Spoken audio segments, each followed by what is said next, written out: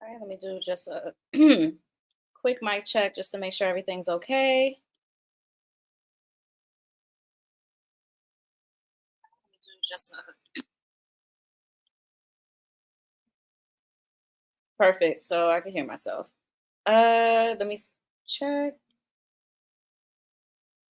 Hmm. Oh, I already got a comment. Let me see. Exodus 226.13. Blame white woman Margaret Sanger, founder of the Negro Project in 1939. 38% black babies, abortion rate 82%. Uh, yeah, this looks like a very much a troll comment.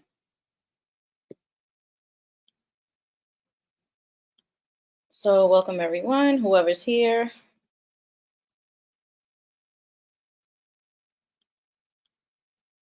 Let's see. Okay, so basically, what I wanted to get into is based on the title. Um, I'm starting to see an uptick in a lot of platforms. Basically, I'm noticing that a lot of platforms are on this. Oh, black women never fight for themselves. They fight. They put everybody else before themselves. Why do they do this? Why do they do that? And I'm just like, I just really wish stupid people would get off the internet.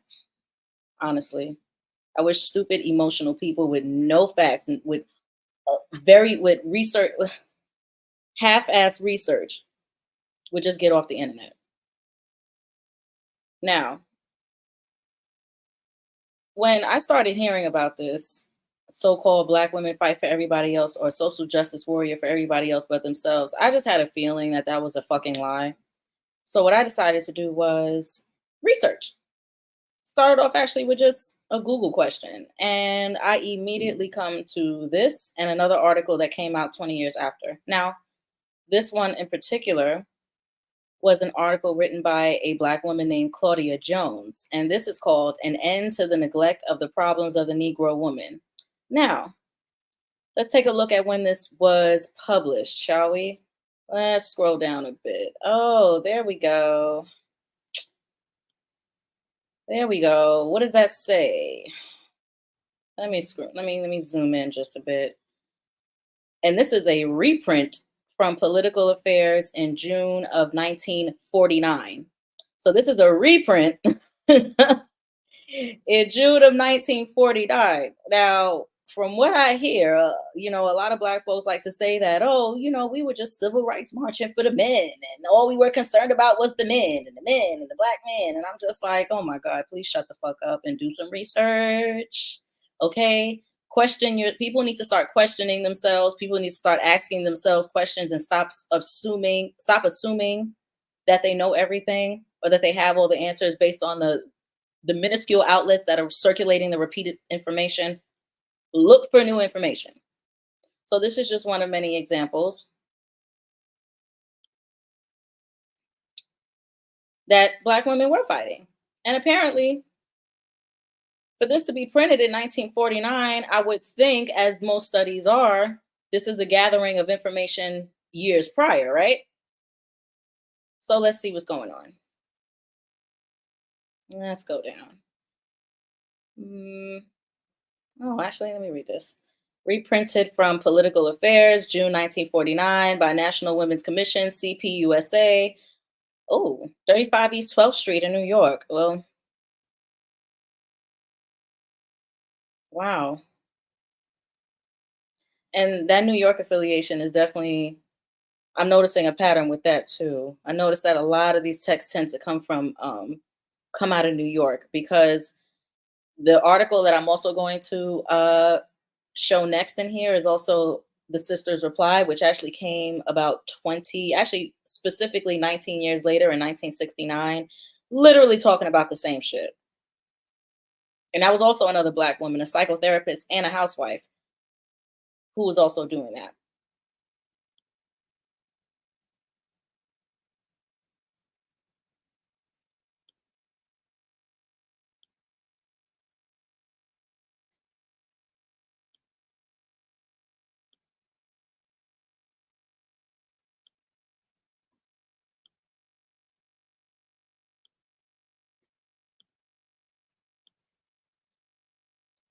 So, starting title, and I'm so glad she put an extra exclamation mark on it. An end to the problems of the Negro woman.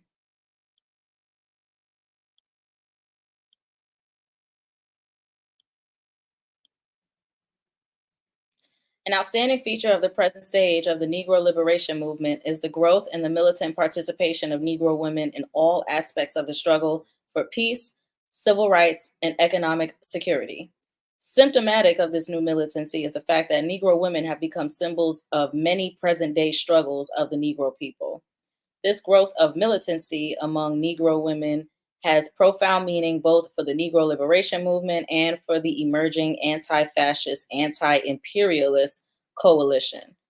To understand this militancy correctly, to deepen and extend the role of Negro women in the struggle for peace and for all interests of the working class and the Negro people, means primarily to overcome the gross neglect of the special problems of Negro women. This neglect has too long permeated the ranks of the labor movement, generally of left progressives, and also of the Communist Party. The most serious assessment of these shortcomings by progressive, especially by Marxist Leninists, is vitally necessary.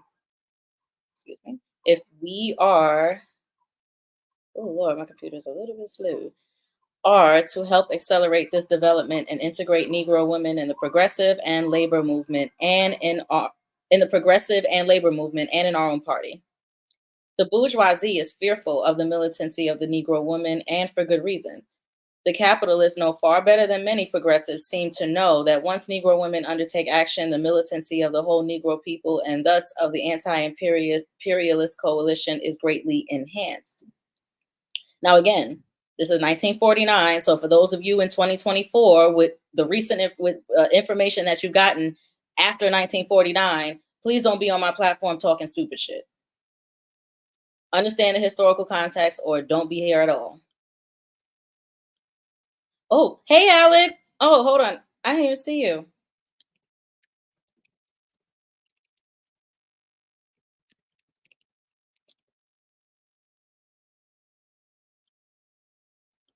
I was gonna say, I'm gonna let me hold on. Let me put a link so you can come up.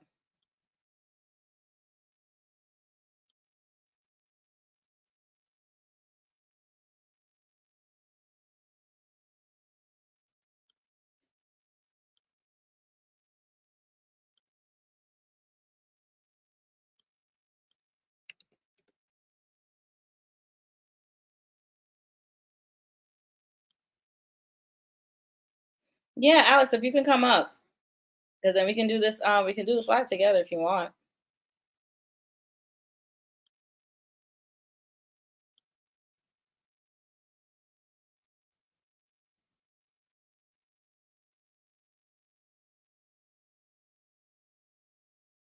But yeah, let me get back to the article. So where did I start out? Oh yeah, so and it greatly enhanced. Historically, the Negro woman has been the guardian, the protector of the Negro family. From the days of the slave traders down to the present, the Negro woman has had the responsibility of caring for the needs of the family, of militantly shielding it from the blows of Jim Crow insults, of rearing children in an atmosphere of lynch terror, segregation, and police brutality, and of fighting for an education for the children. The intensified oppression of the Negro people, which has been the hallmark of the post war reactionary offense, cannot therefore but lead to an acceleration of the militancy of the Negro woman. As mother, as Negro, and as worker, the Negro woman fights against the wiping out of the Negro family, against the Jim Crow ghetto existence, which destroys the health, morale, and very life of millions of her sisters, brothers, and children. Viewed in this light, it is not accidental that the American bourgeoisie has intensified its oppression not only of the Negro people in general, but of Negro women in particular. Nothing so exposes the drive to fascination in the nation as the callous attitude which the bourgeoisie displays and cultivates toward Negro women. The vaunted boast of the ideologists of big business that American women possess the greatest quality in the world is exposed in all its hypocrisy when one sees that in many parts of the world, particularly in the Soviet Union, the new democracies, and the formerly oppressed land of China, women are attaining new heights of equality. Hmm, that's interesting because China isn't China currently having no, that's Korea. Korea's having a 4B movement, I've heard. But if if women had more equality in China back then what the fuck is going then what happened now? Okay, but I'll look into that a little bit later. But above all else, Wall Street's boat stops at the water's edge where Negro and working class women are concerned. Not equality, but degradation and super exploitation. This is the actual lot of Negro women. I have to repeat that. Above all else, Wall Street's boast stops at the water's edge where Negro, oh, working and listen, no problem. I'm working and listening at the same time, no problem. Where did I stop at? Oh, here we go. But above all else, Wall Street's boast stops at the water's edge where Negro and working class women are concerned. Not equality, but degradation and super exploitation. This is the actual lot of the Negro woman. Degradation and super exploitation, not equality. I love it. That's exactly what it was and what it still is. Consider the hypocrisy of the Truman administration. Let you this should let you know how this should let you know the time period, which boasts about exporting democracy throughout the world, while the state of Georgia keeps a widowed Negro mother of 12 children under lock and key. Her crime: she defended her life and dignity. Oh, she defended her life and dignity, aided by her two sons from the attacks of a white supremacist or ponder. And so this is a situation where basically a mother of 10, basically a black woman was attacked and her two sons came in and defended her. And so she ended up going to jail. Ain't that crazy?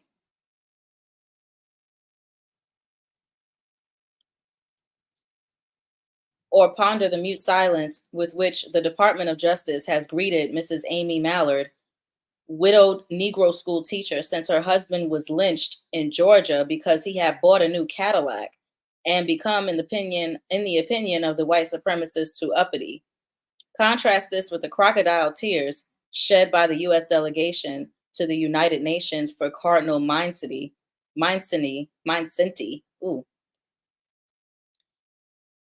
who collaborated with the enemies of the Hungarian People's Republic, mm, and sought to hinder the forward march to fuller democracy by the formerly oppressed workers and peasants of Hungary. Hungary, I might be pronouncing that wrong. Ooh, she did her homework, even internationally. And we all know how very little access we had to certain material back in 1949. So she put in work, serious work. And this is just a second page. Only recently, President Truman spoke solicitously in a Mother's Day proclamation about the manifestation of our love and reverence for all mothers of the land. The so called love and reverence for the mothers of the land by no means includes Negro mothers who, like Rosalie Ingram, Amy Mallard, the wives and mothers of the Trenton Six, or the other countless victims dare to fight back against lynch law and white supremacy violence. Basically, just called out the hypocrisy of America as usual. Um, Economic hardships. Very much to the contrary, Negro women, as workers, as Negroes, and as women, are the most oppressed stratum of the whole population. I got to read that again. Very much to the contrary, Negro women, as workers, as Negroes, and as women, are the most oppressed stratum of the whole population.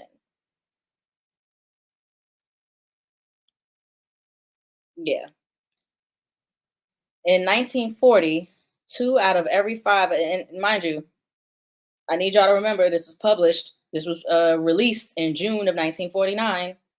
So everything you're hearing about are situations that happened prior to. So the next time you ever hear a dumbass try to tell you about welfare, please tell them to read this. Or matter of fact, you just read it and anytime somebody wants to walk up to you with welfare and dumb shit, and in the back in your mind, I read this article and countless others like it, so you won't be able to fool me. I'm telling you, this is good ammunition for those who talk dumb shit, or for those who just want to dump down on black women without any facts, without any research or half-ass research. In 1940, 2 out of every 5 Negro women, in contrast to 2 out of every 8 white women, worked for a living. I'm going to say that again. In 1940, 2 out of every 5 Negro women, in contrast to 2 out of every 8 white women, worked for a living. By virtue of their majority status among the Negro people, Negro women not only constitute the largest percentage of women headed families, but are the main breadwinners of the Negro family. Wait a second. Wait a second. So so you mean to tell me in the 40s we were also the breadwinners too, as maids? And what was the average occupation of a black woman then? A maid, a domestic, maybe personal assistant, but in the air, all in areas of service. Am I right? I need y'all to read. Hold on, let me scroll. I need to zoom in on this one. Zoom, zoom, zoom. By virtue of their majority status among the Negro people, Negro women not only constitute the largest percentage of women heads of families, but are the main breadwinners of the Negro family. Is that not what they're complaining about today? So then, how the hell was this still going on in the 40s?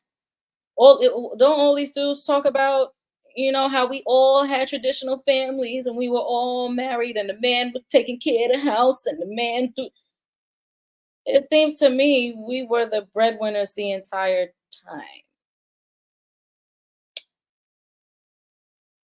Hmm.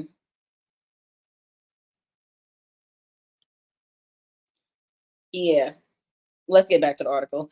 The large proportion of Negro women in the labor market is primarily a result of the low scale earnings of Negro men. Hold on, let me read that again. The large proportion of Negro women in the labor market is primarily a result of the low scale earnings of Negro men. Ladies, does that not sound, well, ladies and gentlemen, because Alexander's here too, does that not sound like today? And I got to reiterate, June 1949 is when this was released. And last time I checked, welfare was not as it was a hell of a lot not as easily accessible, especially for black women.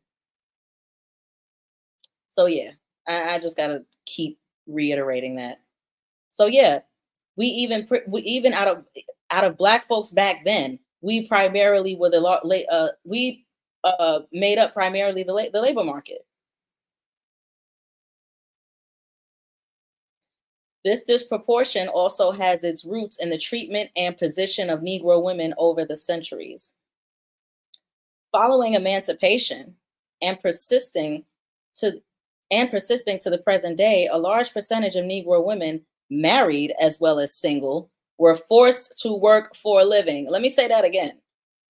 Following emancipation and persisting to the present day, a large percentage of Negro women, married and as well as single, were forced to work for a living.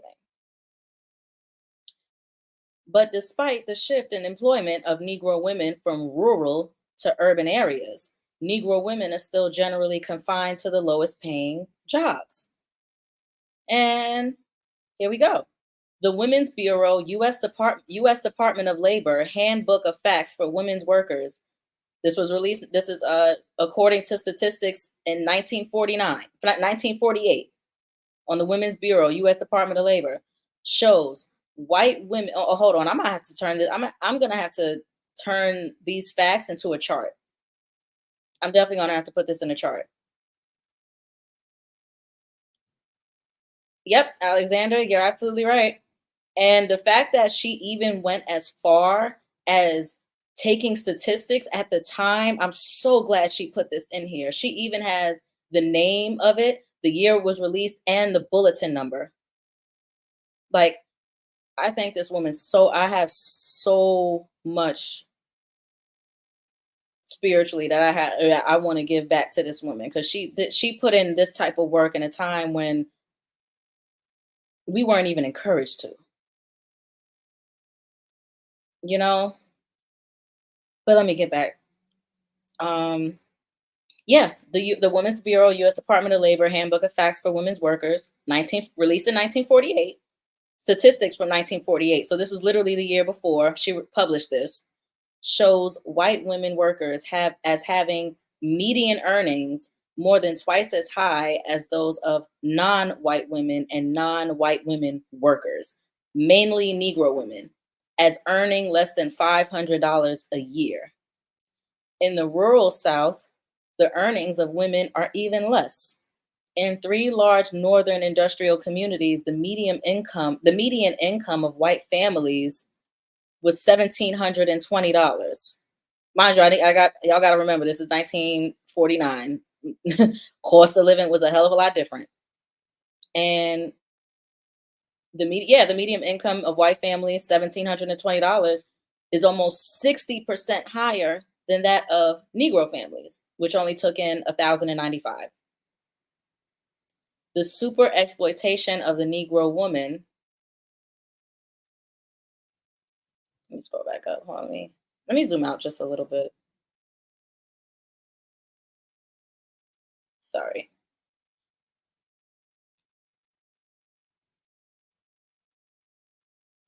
There we go. The super exploitation of the Negro woman and work of the Negro woman worker is thus revealed not only in that she receives as woman less than equal pay for the work with men, but in that majority of Negro women get less than half of the pay of white women.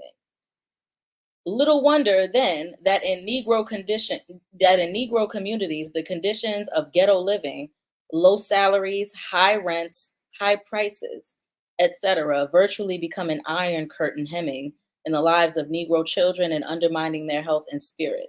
Little wonder that the maternity death rate for Negro women is triple that of white women.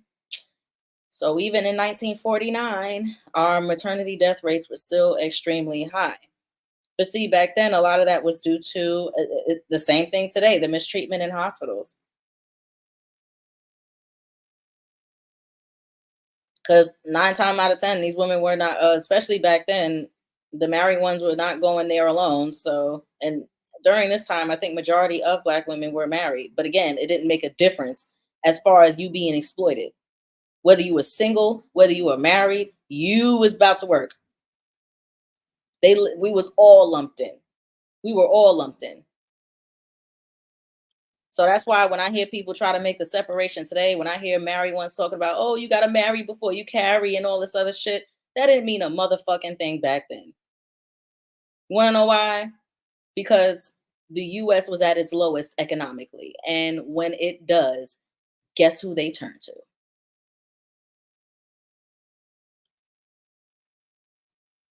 So, and we can get an idea of who they turn to just by in here. I mean, you saw following emancipation what happened, right?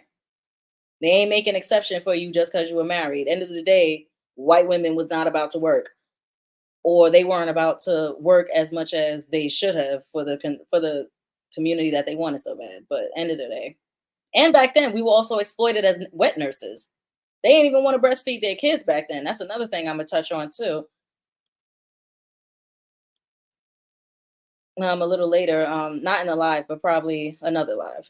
But yeah, little wonder, yeah, little wonder that the maternity death rate for Negro women is triple that of white women. Little wonder that 1 out of every 10 Negro children born in the United States does not grow to manhood or womanhood. So 1 out of 10 Black children were dying at this time in births. Jesus, not births. It doesn't say that. I'm sorry. It just says, let me not, I don't want to.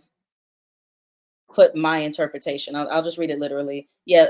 So that one out of every 10 Negro children born in the United States doesn't grow to manhood or womanhood. Got it.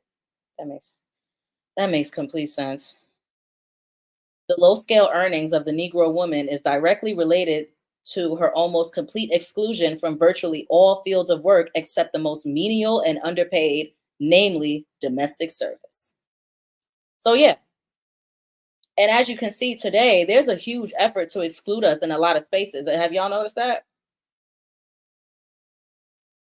If you think about it, all these spaces where we're getting discriminated against, and we're being told, we're saying, oh, they don't want black women in and stuff like that. Now, granted, Negro males are at the gate.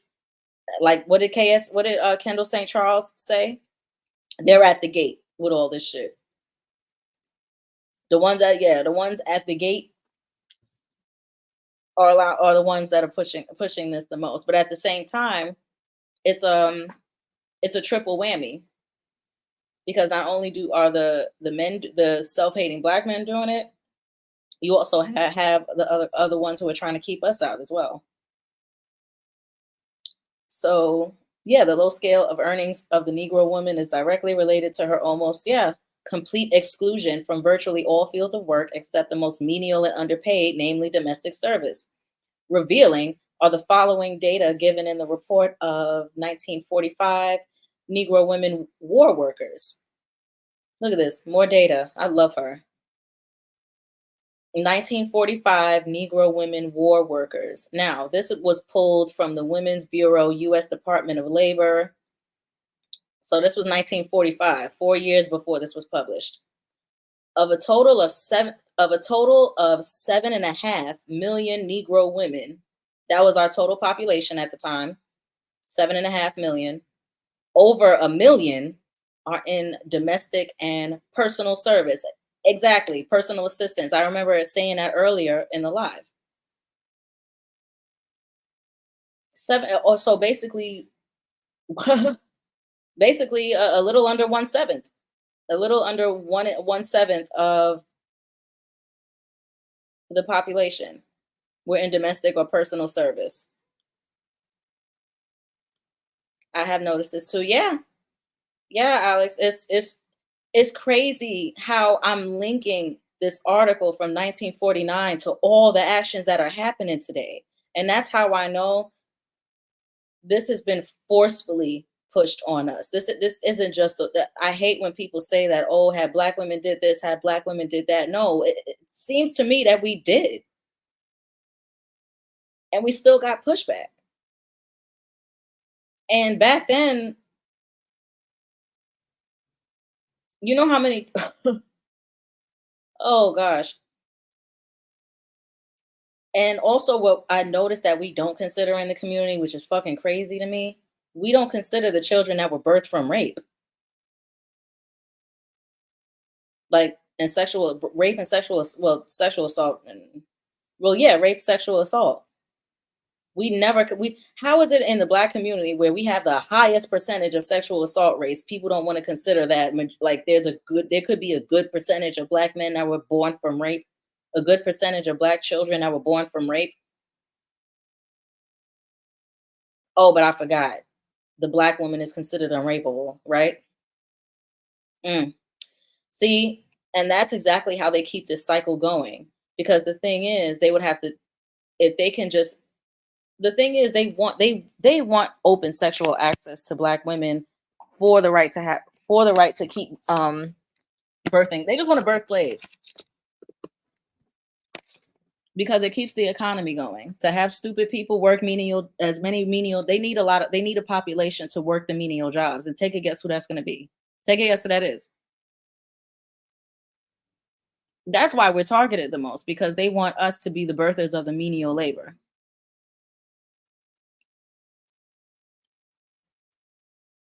So, when I listen to certain black women on here say, only black men, someone had a vested interest. It's like, no, sweetie, the whole country had a vested interest in it, not just these dumbasses. It's just they ended up getting the short end of the stick. they ended up getting the shorter end of the stick, which is why I said that there's a true psychosis with a lot with the black male on average. I mean, again, there are exceptions to the rule, but on average, no. And Alex, there's also something else I'm going to share with you too. I don't know. Do you have this article, by the way? I don't know if I sent it to you in the end of the neglect.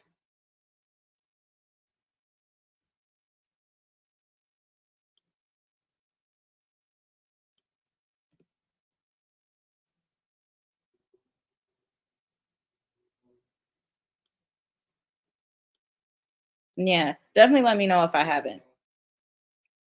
But yeah, let me get back to it. So yeah, basically one in seven, 1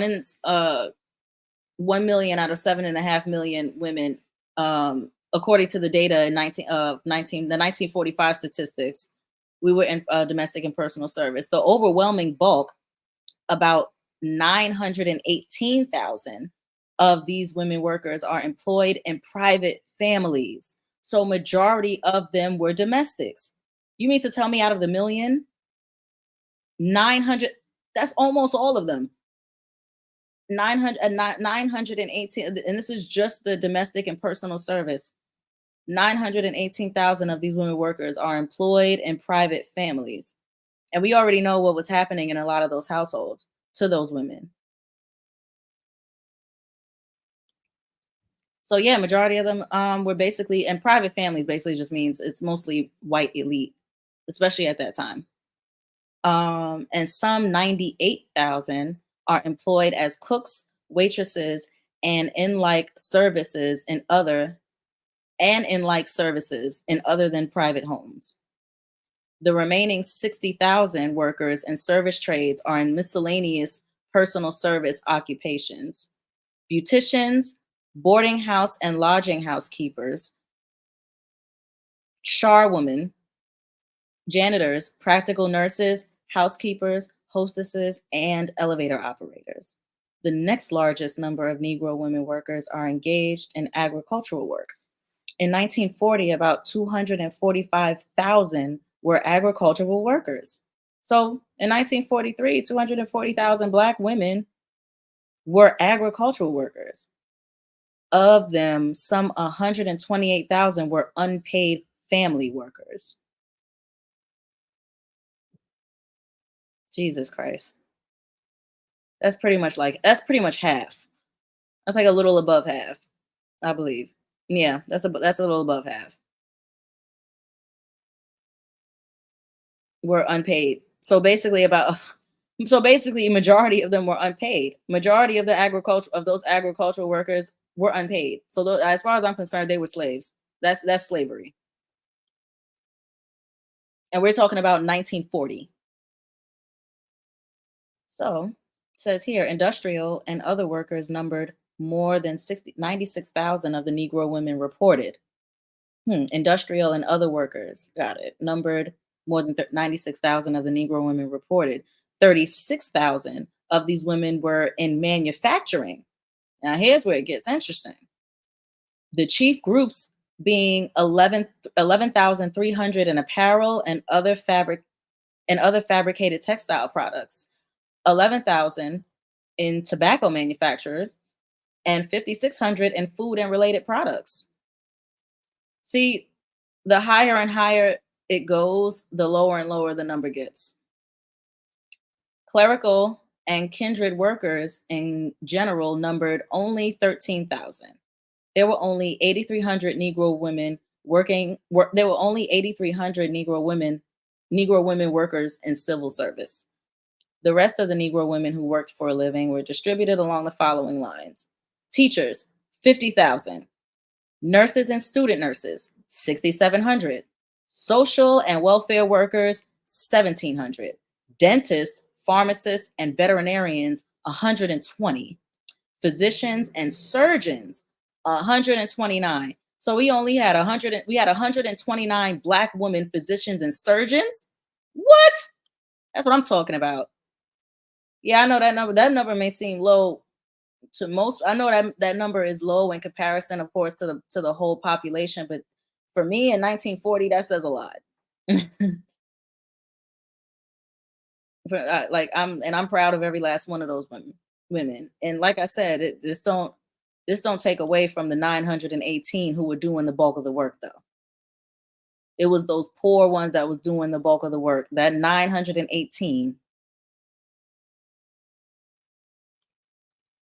918,000, excuse me.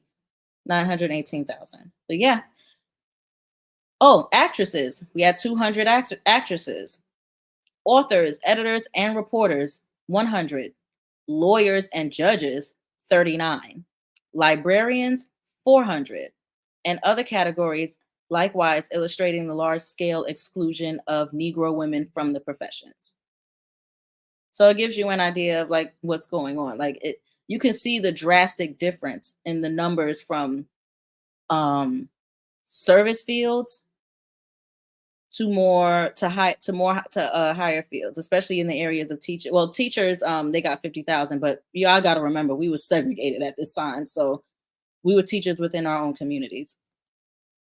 Uh, but as far as the rest, like dentists, pharmacists, veterinarians, actresses, authors, editors, these cover society as a whole. That's why there was very few of us. They did not want too many of us in those positions because they wanted to reserve those for theirs. During the anti Axis War, Negro women, for the first time in history, had an opportunity to utilize their skills and talents in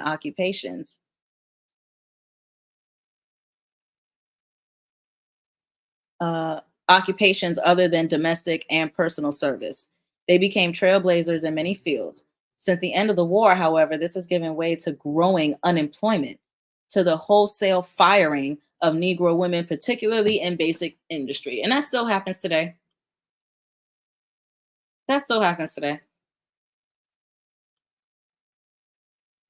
This process has been intensified with the development of the economic crisis. Today, Negro women are being forced back into domestic work in great numbers. Emphasis on the word forced. Today, Negro women are being forced back into domestic work in great numbers. So that's the thing. People tend to forget just because they get hired in this position does not mean they're there until retirement. And I realize that people don't think about statistics in this way because they think of it as it's literally being written and not so much what happens over time. I think about the real time basis of this. Yes, when the statistics was taken, these women were currently at these jobs. However, things could have changed since then, especially since this publication came out in 1949. For all we know, by the time this thing was published, those women might have been fired from those fields. And apparently, she was astute enough to see that, and also realize that, yeah, that's happened as well. Like, yeah, they became trailblazers, but at the end of the war, all that shit went back to normal.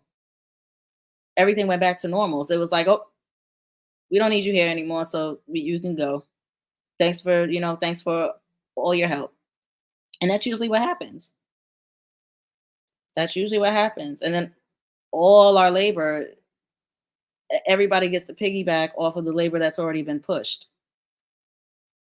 So this process has been, yeah, today Negro women are being forced back into domestic work in great numbers.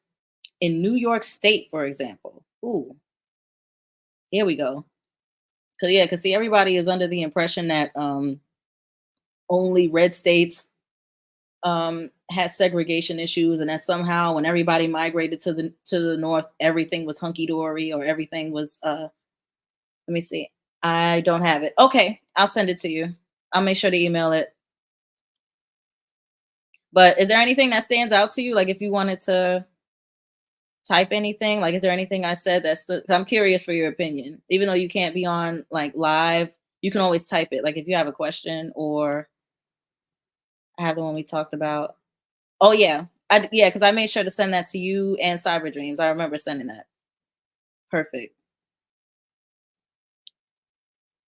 But yeah, if you have definitely always like Alexander, don't be afraid to like type questions, or if there's anything like in particular you want to know about.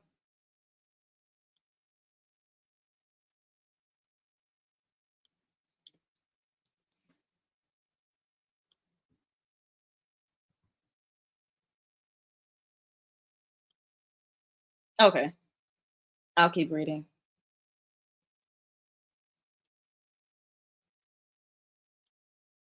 Let's see. Ah, here we go. In New York State, for example, this trend was officially confirmed recently when Edward Corsi, commissioner of the state labor department, revealed that for the first time since the war, domestic help is readily obtainable. Corsi, in effect, admitted that Negro women are not voluntarily giving up jobs, but rather are being systematically pushed out of the industry. Unemployment. Ooh, oh shit. Let me see. For, for the first time since the war, domestic help is readily available. Corsi, in effect, admitted that Negro women are not voluntarily giving up jobs, but rather are being systematically pushed out of the industry. Unemployment, which has always hit the Negro woman first and hardest, plus the high cost of living, is what compels Negro women to re enter domestic service today.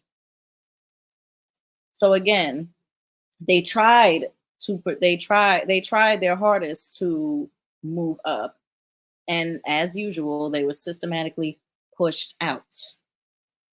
So yeah, ladies, it is not just black men.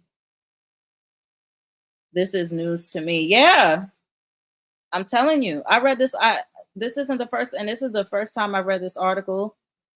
This isn't the first time I read this article, but every time I reread it back, it's just like another shock. It's just another shock. And again, it just lets me know further how many people are running their mouths on these platforms and not actually doing the research.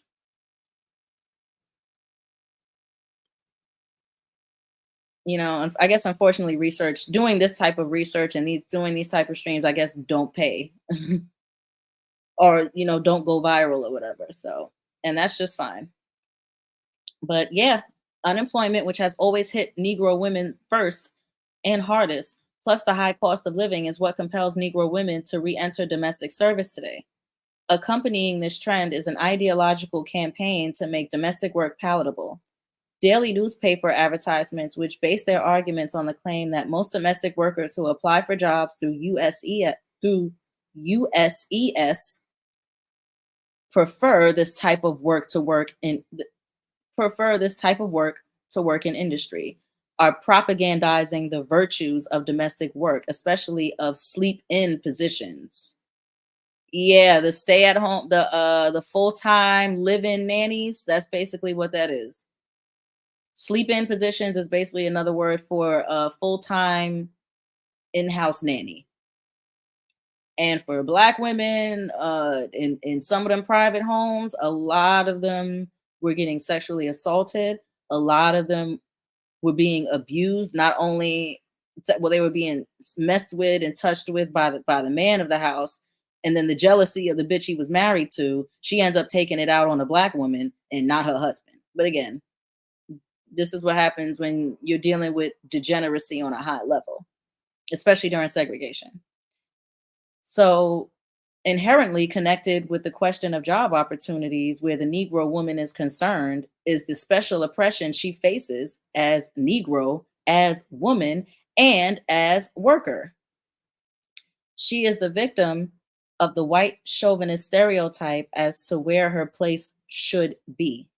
In the film, radio, and press, the Negro woman is not pictured in her real role as breadwinner, mother, and protector of the family, but as a traditional mammy who puts the care of children and families of others above her own. Let me read that again. And I got to reiterate, this was published in June of 1949. In the film, radio, and press, the Negro woman is not pictured in her real role as breadwinner, mother, and protector of the family, but as a traditional mammy who puts the care of children and families of others above her own. Basically, like today, film, radio, and media, like the same shit that film and media does to black women today. They're always putting out the worst of us, even though majority of us aren't even doing that. The funny thing is, for For every sexy red that that dumbasses complain about, I can name about 10 Regina. I could bring you about 10 Regina Halls. For every Sukiana that motherfuckers complain about, I could bring you about 10 Regina Kings. Yeah, those are my two favorite Reginas. Those are the finest Reginas to me. But yeah, that's just the truth. How is it Goldman Sachs was able to find a million black women to invest in, but somehow motherfuckers can't get past Suki Hana and Sexy Red? That's why I say a lot of people are just fucking dumb, and they just want, and they're really just hateful towards black women and want to look for any reasons to do so. That's why I really don't listen to a lot of people, and I do this type of research so I could be ready to just launch this type of facts at them and get the hell out of my face. But anyway, back to this. This traditional stereotype of the Negro slave mother, which to this day appears in commercial advertisements, must be combated and rejected as a device of the imperialists to perpetuate the white chauvinist ideology that Negro women are backward, inferior, and the natural slaves of others. Yep. And see what I wish she would have also added to, not just white chauvinist, but black chauvinist. But again, this is 1949. So there's only so much I'm going to be putting on this woman, especially with the amount of research that she's done in a time where there was no goddamn television. I don't even think television was out then. And if it was, it wasn't affordable to the average black family for sure. So yeah, 1949, the fact that she was able to she did all this because, well, yeah, with no television, all you're going to be doing is reading. So I'm just extremely happy. I'm extremely proud, and this is something that's going to be with me forever. And I'm going to make sure any black woman I run into is going to get this article. So yeah, historical aspects. Actually, the history of the Negro woman shows that the Negro mother under slavery held a key position and played a dominant role in her own family grouping. This was due primarily to two factors: the conditions of slavery, under which marriage as such was non existent, and the Negro's social status was derived from the mother and not the father. And the fact that most of the Negro people brought to these shores by the slave traders came from West Africa, where the position of women, based on active participation in property control, was relatively higher in the family than that of European women. Hold on, I gotta go back. I gotta read that again. I gotta read that again. So basically, so the history shows Negro women held, again, for those who are sensitive for the word Negro, just please understand the context and the time period. But yeah, so Negro women, social status, you got to remember, under slavery, it was based on who the mother was, and that was purposely to keep wealth out of black hands. Um, Lord, I just lost my position. Oh, here we go. I'm back. Sorry. But yeah, so they said the fact that most of the Negro people brought to these shores by the slave traders came from West Africa, where the position of women based on active participation in property control was relatively higher in the family than that of European women. Oh Lord. Early historians of the slave trade recall the testimony of travelers indicating that the love of the African mother for her child was unsurpassed in any part of the world. Hold on. Let me read that. Early historians of the slave trade recall the testimony of travelers indicating that the love of the African mother for her child was unsurpassed in any part of the world. Yes, that is very much true, and that is very much it. Unfortunately, that because of the circumstances in which we have been in this country, it was inflamed to the utmost.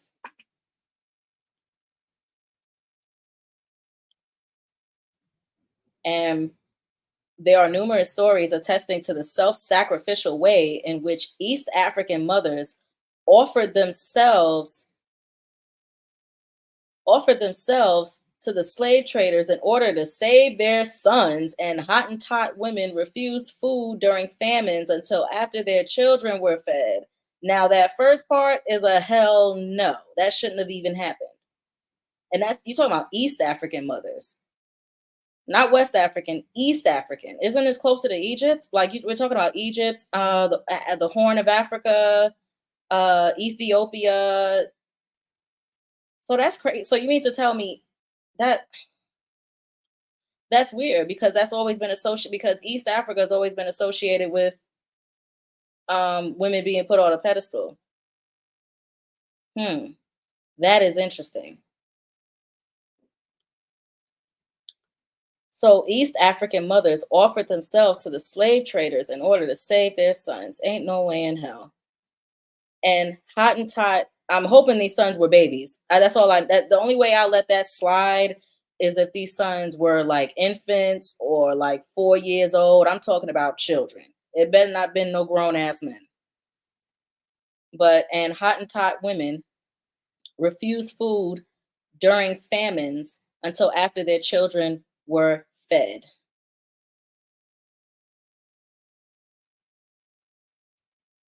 And I think Hottentot, it's not in the derogatory way that Euros had made it. Hottentot originally back then were they were for thick women.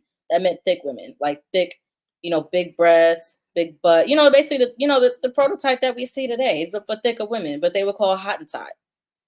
And I'm guessing they refused food because they felt like, oh, we're thicker, we're better, so we can sacrifice a little bit more for our children, which I understand. I definitely understand. I would do the same thing. Yeah, they didn't feed themselves until after they fed their children. Yeah, that's what a mother's supposed to do. So I'm proud of them for that. It is impossible within the confines of this article to relate the terrible sufferings and degradation undergone by Negro mothers and Negro women generally under slavery.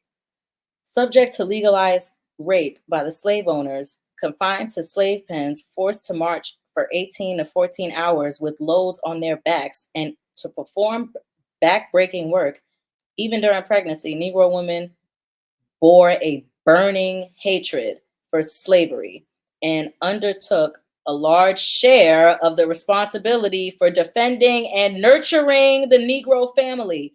Hold on. Amiri Brown. Didn't Amiri say something about black women we didn't know we were unnurturing or something like that, or we weren't taught to be nurturing? Or some bullshit like that he said in that live that he took down?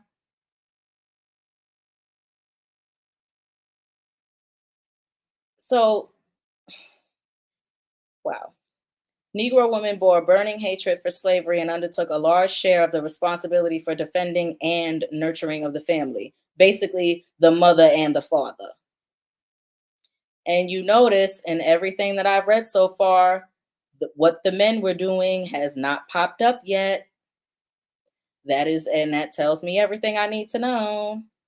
Because my thing is, why would East African women feel like they would have to give themselves up um, to save their children if men were there fighting? Unless the only way to unless they were the first to get snatched up, then that's a different story.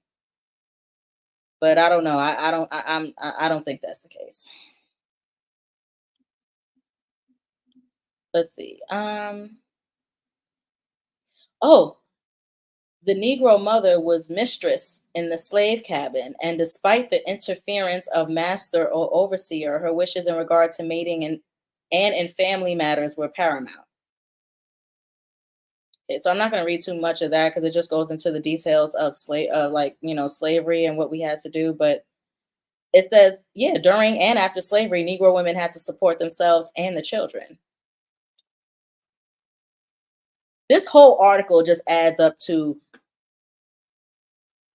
uh black women were fighting for themselves, and it seems like black men were just kind of on the sidelines, not I don't know, just thinking about themselves for the most part.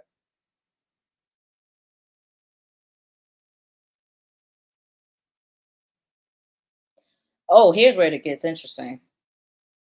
There is documentary material of the great interest which shows that Negro family life and the social and political consciousness of Negro men and women underwent important changes after emancipation. Here we go. Here's where it gets interesting. One freedman observed during the Civil War that many men were exceedingly jealous of their newly acquired authority in family relations and insisted upon a recognition of their superiority over women. I have to read that again. One freedman observed during the Civil War, by the way, that many men were exceedingly jealous of their newly acquired authority in family relations and insisted upon a recognition of their superiority over women. Doesn't that sound like so basically what that sounds like is that many men were actually actively trying to institute sexism in the black community actively because of the position that another man forced them in. What does that sound like? What does that sound like? Blaming black women for another man putting him in that position, right? I got to also reiterate June 1949 is when this was released. After the Civil War, the slave rolls were broken up and the tenant houses scattered all over the plantation in order that each family might carry over an independent existence. Oh, hold on. You notice that they said the slave rolls were broken up and tenant houses scattered. So they replaced the slave rolls with tenant houses. Ooh, this is making me think about public housing today. And that is something I'm probably going to get into a little bit further on, excuse me, further on down the line, but not today because that'll take me way off this track. Um, yeah, after the Civil War, the slave rolls were broken up and the tenant houses scattered all over the plantation in order that each family might carry over an independent existence. The new economic arrangement, the change in the mode of production, placed the Negro man in the position of authority in relation to his family. Purchase of homesteads also helped strengthen the authority of the male. Thus, a former slave who began life as a freedman on a one-horse farm with his wife working as a laundress, but who later rented land and hired two men, recalls the pride which he felt because of his new status. So, according to this former slave, who I guess he hired two men, uh, in my humble palace, on a hill in the woods beneath the shade of towering pines and sturdy oaks, I felt as a king whose supreme commands were law and gospel to my subjects. Mind you, this is what a formerly enslaved black man started acting like the moment he got freedom, a little bit of freedom, and two other black men. He hired two other black men like himself and referred to them as his subject and said that his commands were law and gospel to my subjects.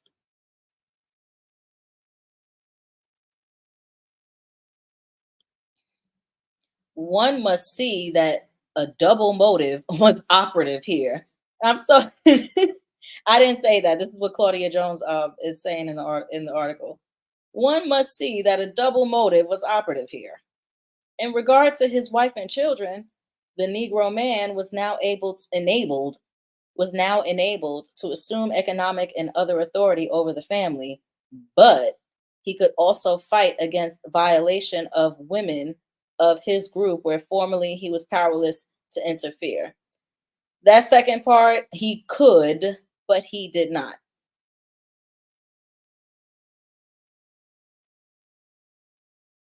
Now, granted, in particular for this farmer, I don't know, that could have been the case for him, but that wasn't the case on average.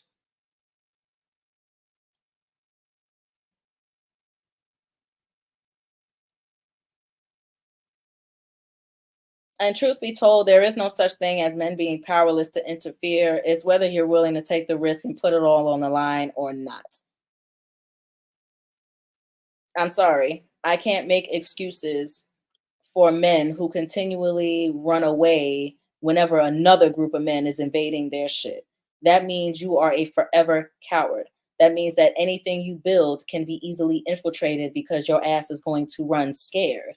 And there's no women on the planet that can get you out of that. There's no women on the planet that can teach you that. That's something you learn by trial and error. You either make it or you don't. And this is something that men usually teach other men. But for some reason, in the black community, with the women are supposed to teach men how to be men. For some reason, it's weird as fuck. But again, it explains our status. It explains why we're in the status we're in. And with this type of mind, with this type of mindset leading the community, we could see why. And to the ladies that think ignoring this type of information, it's not going to move anything further along at all. So yeah, the founding of the Negro. Oh, yeah, the founding of the Negro Church, which from the outset was under the domination of men, also tended to confirm the man's authority in the family. Sanction for male ascendancy was found in the Bible, which for many was the highest authority in such matters. Oh, wait a minute. What is that? Wait, let me read that again. Sanction for male ascendancy was found in the Bible, which for many was the highest authority in such matters. So I'm guessing male ascendancy is what? Is that supposed to be the passage, like the that men do with their sons, rites of passage? I don't want to assume, but I'm guessing sanction for male ascendancy is somewhere along that line. Anybody can leave a comment if I'm wrong. Um, Correcting me. Through these and other methods, the subordination of Negro women developed. Oh, here we go. I knew she was going to get to it. Through these and other methods, the subordination of Negro women developed. So she saw it. She saw it. So the setup of the church and the setup of the nuclear family.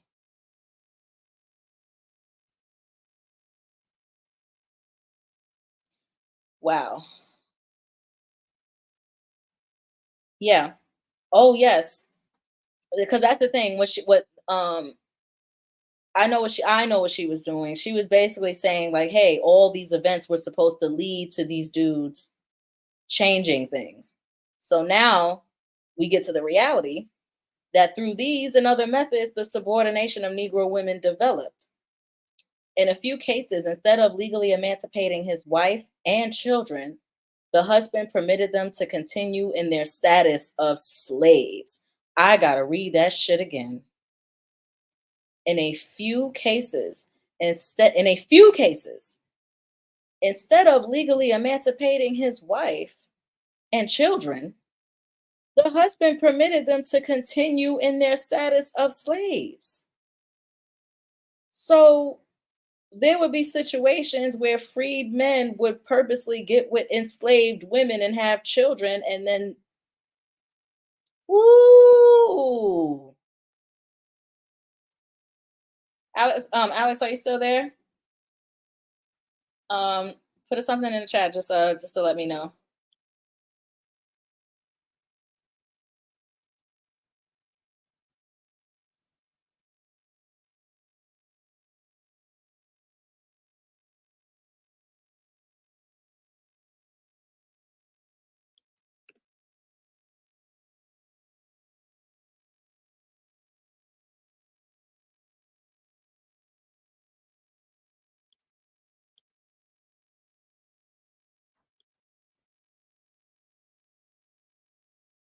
Oh wow.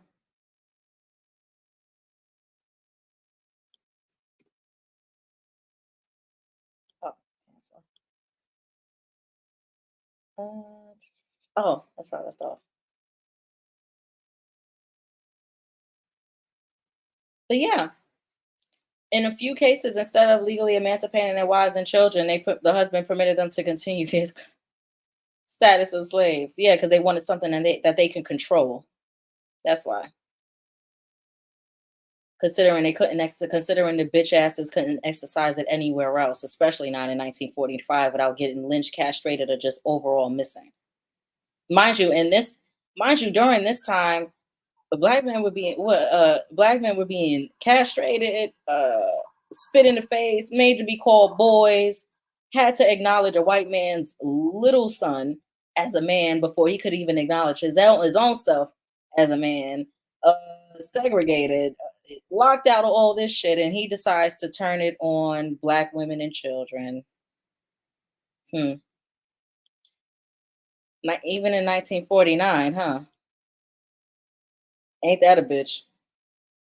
So, like I said, I don't want to hear anything about. Like I said, I don't want to hear anything about these dudes being bitch made today. They were bitch made in the past, or them being sissified or weak and all this other stuff. It's always been there. And the reason why none of these black male podcasters that are popular all over the place, the red pill YouTube, the black manosphere, while they'll never read this shit, is because it goes against everything that they have to say. It doesn't coincide with the bullshit they've made money off of. So, yeah. Through these and other methods. Oh, no, I read that already. Sorry. There oh, in many cases, state laws forbade a slave emancipated after a certain date to remain in the state. Therefore, the only way for many Negro wives and children to remain in the state was to become enslaved to their relatives. That shit sounds crazy. In many cases, state laws forbade a slave emancipated after a certain date to remain in the state. So basically, I didn't know that. I have to look that up. So once a slave got emancipated, they had to leave the state that they were emancipated in. I'm gonna have to look further into that because I have never heard of that till now. Therefore, the only way for many Negro wives and children to remain in the state was to become enslaved to their relatives. Because if they got emancipated, they would immediately have to leave the state. Many Negro owners of slaves were really relatives of their slaves.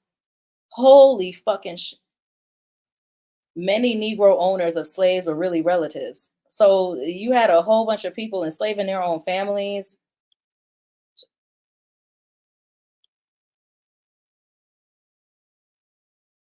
to keep them from leaving the state. Why not just challenge the state? I mean, because to me, if this was during emancipation, I mean, there were a lot of laws on the books at the time, especially for freed persons. I don't know. I feel like there's some way that could have been worked around.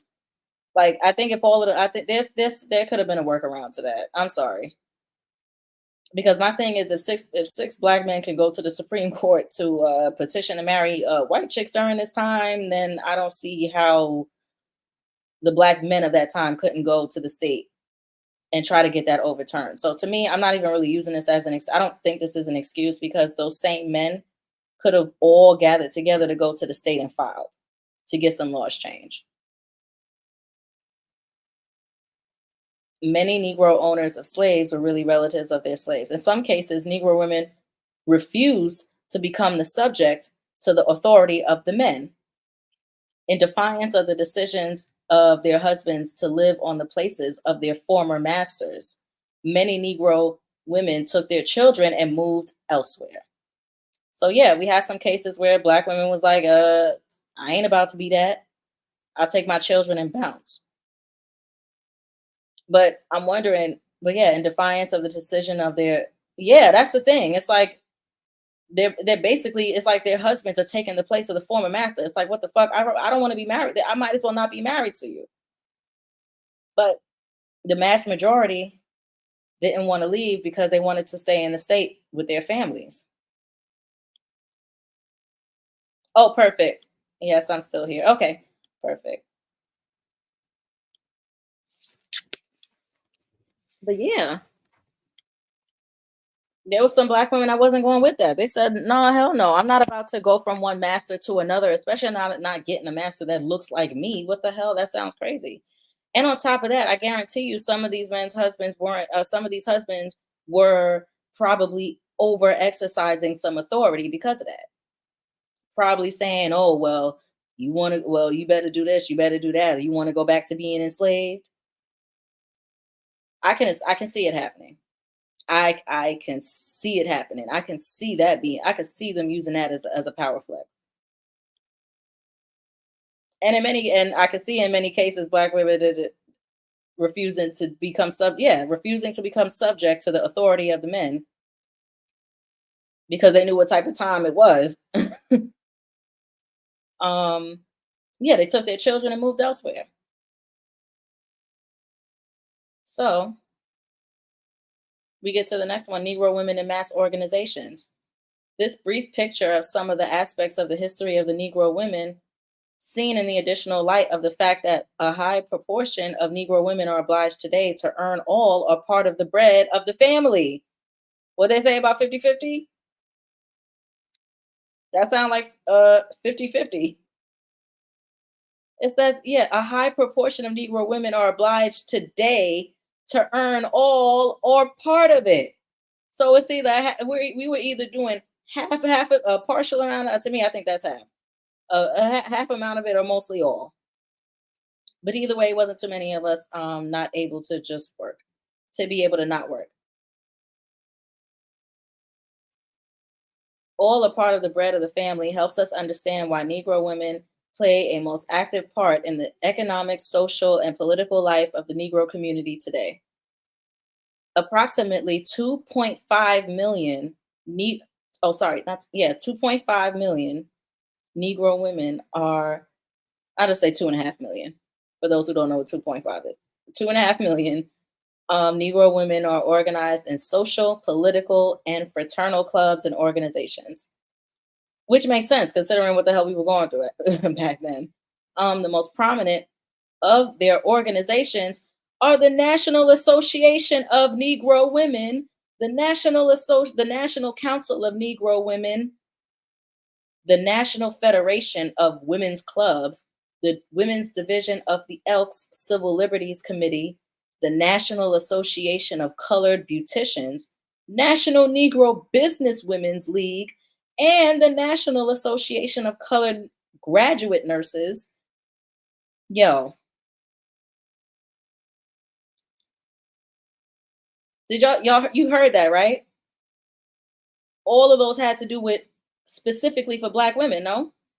Those are all movements specifically for black women in all areas. You ever heard this mentioned? You ever heard any of these movements, Alex?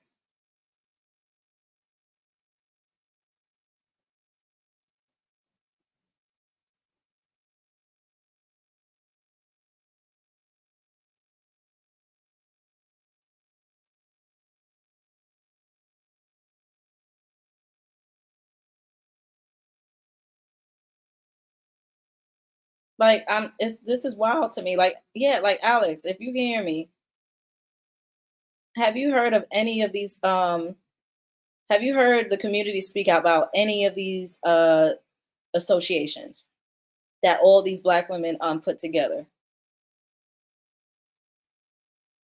Mind you, we heard that initial number, right? 2.5 million.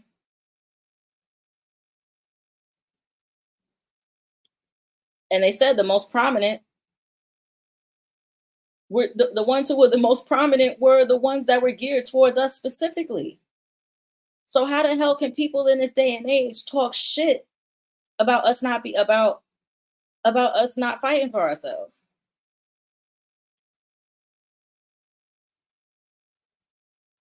and not present these facts? It's like like I could literally bust up everybody's narrative with this. Even the black women that are on here bitching and moaning about us still about black men and trying to convince them and not wanting to realize that there's always going to be a committee of black women over there and you continually talking about them. Honestly, you're just trying to get a buck at this point and you're not serious. Of these, the National Association of Negro Women, with 75,000 members, is the largest membership organization. Let me say that again. Of those organizations that I just named, the National Association of Negro Women had the largest membership. Now, does that say a National Association of Negroes? Period. Does that say the National Association of Women? Period. No. This was an association specific to Black women. 75,000 members strong in 1949. So, like I said, to all the emotional morons who have personal beefs with certain Black women or have personal beefs with certain content creators, how you want to explain to me this?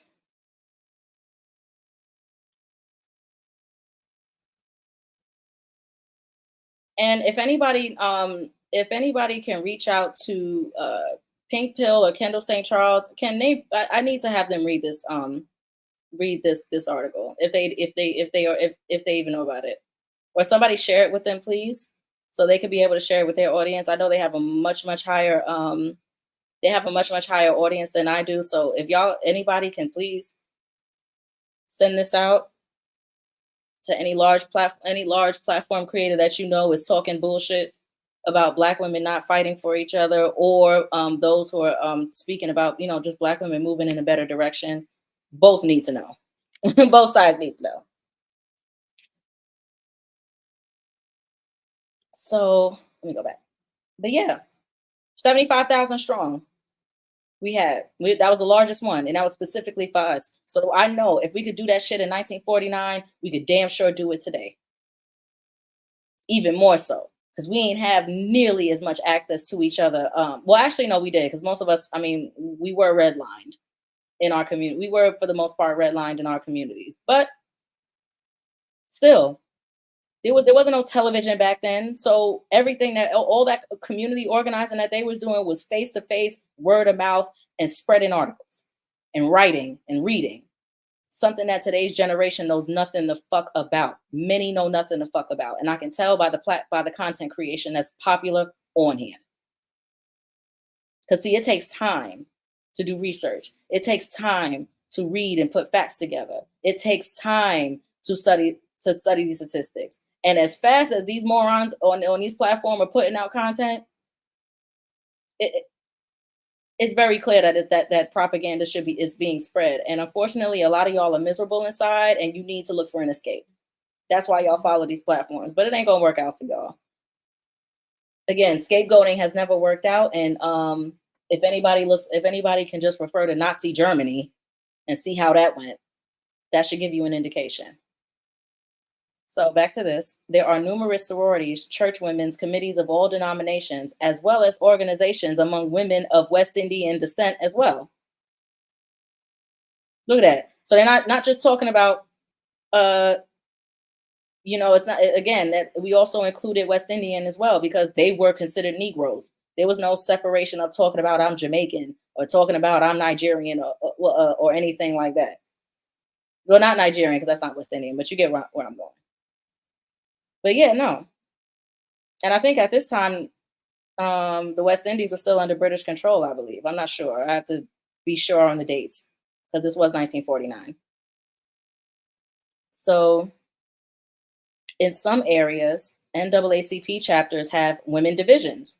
See, we even had a Black women's division within the NAACP chapters, but I guarantee you those women were going through hell and probably not getting supported. And I guarantee you they may have left over a period of time. Because again, it doesn't matter if you do get your own section, or if Black women do have our own division within certain things within the community. It's not being supported by the dudes. And on top of that, it's not being supported systematically. What can we do? But just spread the information amongst ourselves as best we can. And what does it say? Oh yeah. And recently, the National Urban League established a women's division for the first time in history. For the first time in its history, excuse me. So yeah, we had women. They had women. That's why this whole bullshit of, oh, why would they only join the men's movements? They should have had their own section like the white women. If you look at some of these, they were women's divisions. It says right here, NAACP had a women's division. Oh, no, excuse me. Hold on. Let me scroll down. It says, let me zoom in. Yeah, right there. Yep, right here in front. Established women's divisions, even NAACP chapters. So again, that bullshit about us not organizing for ourselves or each other is a bunch of dumb shit. A lot of people are traumatized by their mothers who are also traumatized. And it's funny how they'll give themselves a pass but won't give their mothers, who more than likely went through a hell of a lot worse than they've ever went through, a, some leeway. And in an age where there was no social media, so you couldn't just get on and find this article. You had to search. So yeah. Anyway, but yeah, it says right here, Negro women are the real active forces, the organizers and workers in all institutions and organizations of the Negro people. I keep reminding y'all this is 1949, so when they hit you with that 60s bullshit, tell them this, show them this, and say, hey, well, what was going on here? And majority of these statistics are taken between 1940 and 1945. And she goes all the way back to emancipation with her research. So come on. Like it wasn't even 100 years. It wasn't even 100 years since slavery at that time. So yeah, I'm so glad for her. These organizations play a many-sided role concerning themselves with all questions pertaining to the economic, political, and social life of the Negro people, and particularly of the Negro family. Many of these organizations are intimately concerned with the problems of Negro youth in the form of providing and administering educational scholarships, giving assistance to schools and other institutions, offering community services.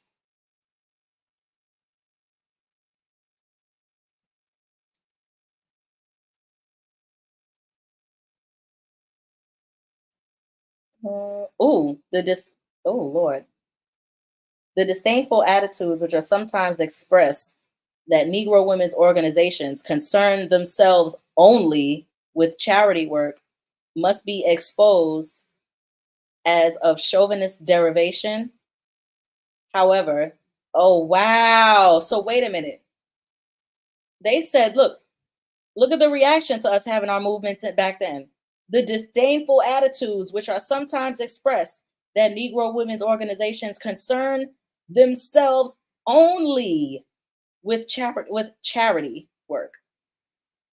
So basically they concerned us being concerned about they wow. They made us being concerned about ourselves. They tried to equivalent it to charity work so we wouldn't be concerned about ourselves. You see how the name calling starts, y'all? And in 1949, it'd have been a hell of a lot harder for a black woman to just say, oh, I don't have to deal with black men. Asia, do you want to do? Absolutely. A lot. Asia, do you want to do a live on this? Yeah, this is part of it. I just wanted to give some introduction because it's a 20-page article, and I'm about halfway in. Like I read 9 pages straight already, which I'm surprised I did in an hour and a half. So at least I know my reading levels are still good, and while commenting, so I'm doing all right. Um, yeah, we can definitely do this on. This is definitely part of the live we're gonna do Saturday for sure. Because I have to hear your opinions on this and just anything you want to contribute to it. But yeah, let me get back. Yeah, the Negro, it's just amazing how they come up with any word, anything that they can think of. Yes, there's more. This is only half of it. Yeah, Alex. This is only the ninth page. There's 20 pages. And remember that other one is 249. I have a feeling that our brains are probably going to be in a whole new space once we get through with reading this and that, just those two together.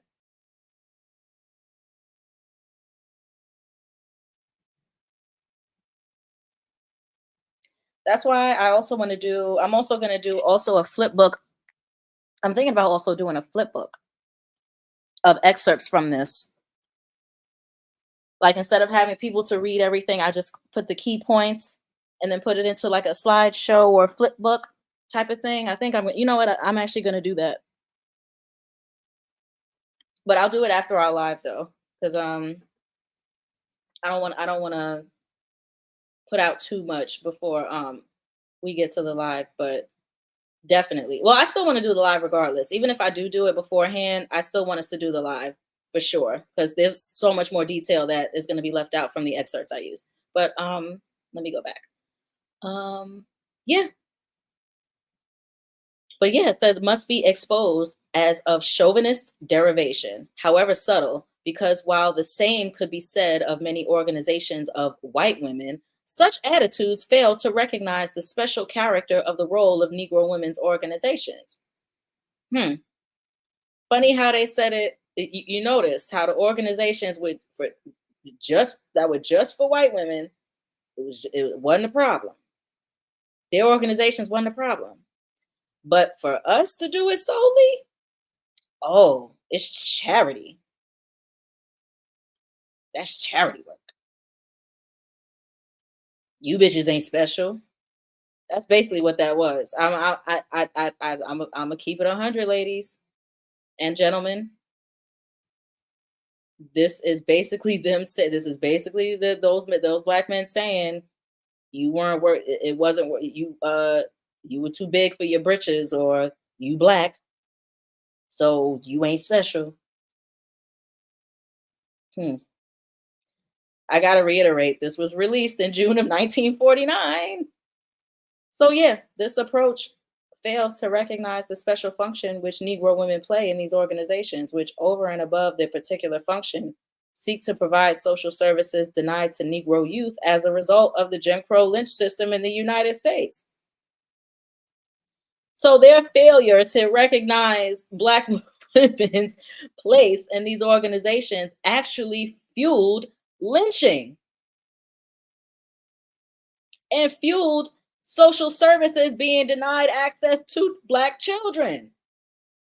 Hmm. Hmm. I wonder if any of those Black manosphere niggas will come and read any of this to y'all, to their audience. Oh no, that's a little bit too much, right? Their viewership will disappear overnight, unfortunately. Hmm. Well, how about you red pillars? You know, whichever. Like I said, when you present them with stuff like this, they don't show up. And that's because what can they say? What can they say? But the only thing they could come over here is admit defeat. That's about it. And grow up. That's about it. But yeah, so this approach fails to recognize the special function which Negro women play in these organizations, which, over and above their particular functions, seek to provide social services denied to Negro youth as a result of the Jim Crow lynch system in the United States. Mm, yeah, hey.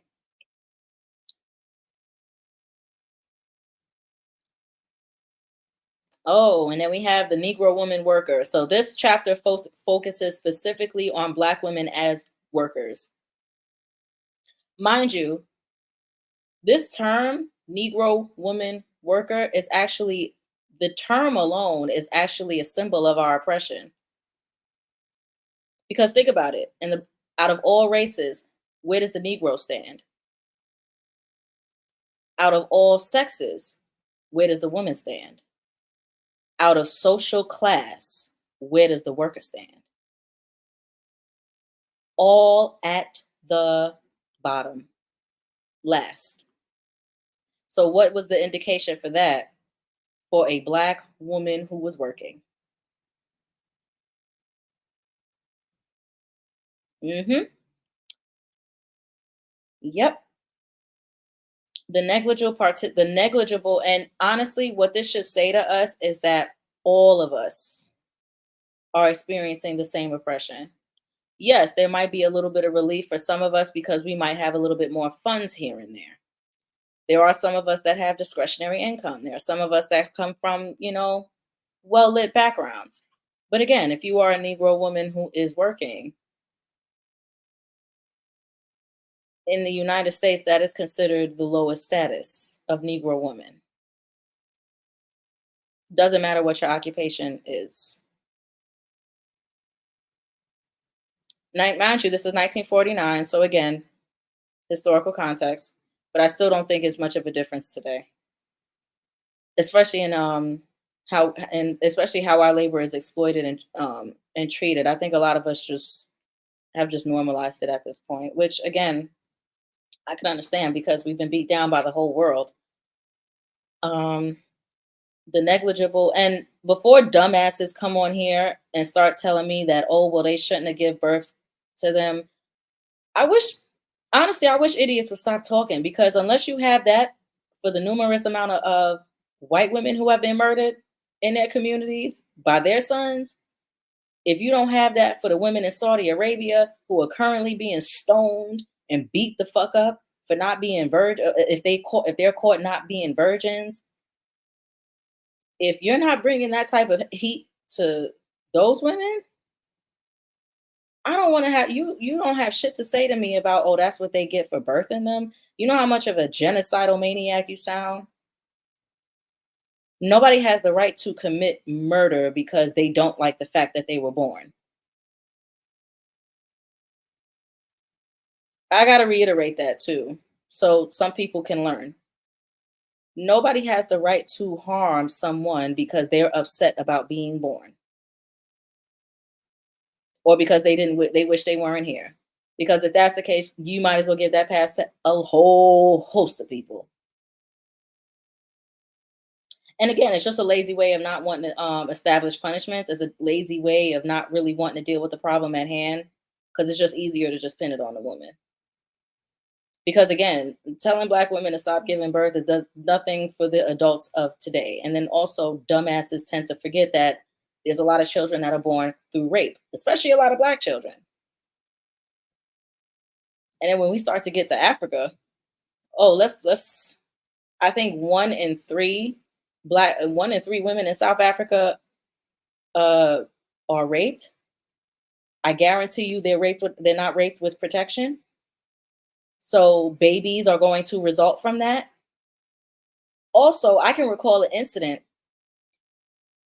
I forgot what country it was, and I'm gonna do my damnness to try to find it again. I forgot which country in Africa this was, but there was actually a school bus full of children, all girls, high school age, teenagers, young teens.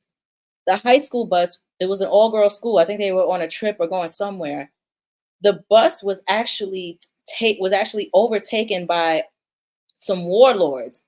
I guess either within the country or outside the country, and they basically kidnapped all those girls, and I think held them hostage for almost a year. By the time those girls were released, they came back either pregnant or with babies in hand. So we forget about the children that are born in those circumstances too, while dumbasses are running their fucking mouths online. Yeah, see, I think about it in totality because I ain't simple minded, nor am I goddamn, and my emotions coincide with research and the truth. And I'm reading it to you live and direct here. I'm not just talking out of my ass.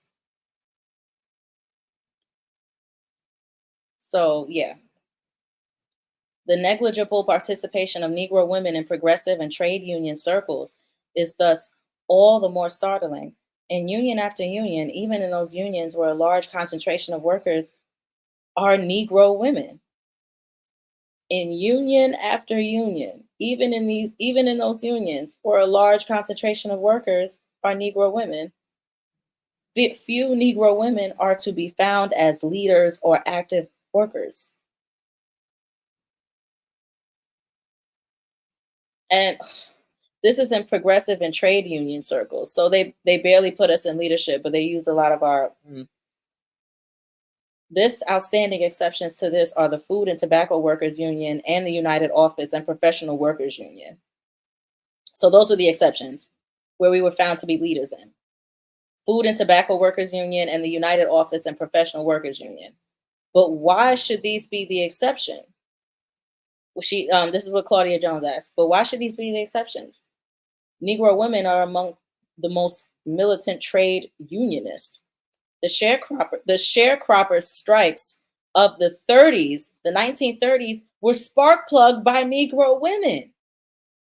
So even sharecroppers, well, during the days of us being on a god, to me, a sharecropper is the same thing as a plantation. I don't even know why they even to me a sharecropper is like a step removed from enslaved, to me anyway. So yeah, but yeah, Alex, did you hear about this? The sharecropper strikes of the 1930s. I'm gonna look that up too and see if I can find more information.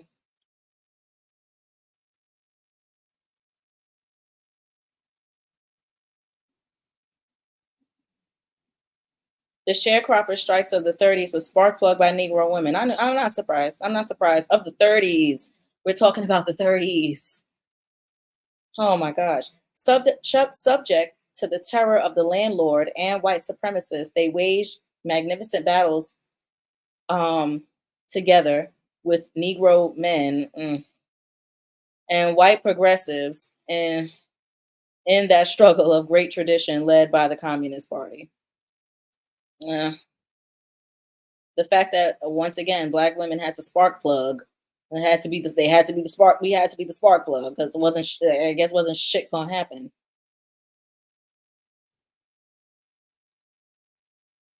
Yeah, ladies, I'm starting to. Let me Alexander. Nope. Yeah, I'm starting to see where their real hatred comes from because they can't even take credit for the position that they're in today. These men can't even take credit themselves for the position that they're in today. But again, that is not our fault because the men should have been the one to spark plug it. Again, the only reason why those women only felt the real reason to step up is because the men were scared too. They were outwardly scared too. They would say this shit out loud. And in the mind of a woman, you become a boy at that point. And so, in many ways, they spark plugged the movement, but I guarantee you, there was probably not much respect from there's probably not much respect that's gonna happen from those women because it's like, why am I the one that has to start this shit? As horrible as the shit that us and our children are going through, you don't feel the need to step up and as a so-called, but you want to be considered a leader and a man. Like like I'm almost starting to understand why these dudes were called boys back then. Because how much of this behavior can you see and not add up to that? And again, like a mother tends to do with a boy,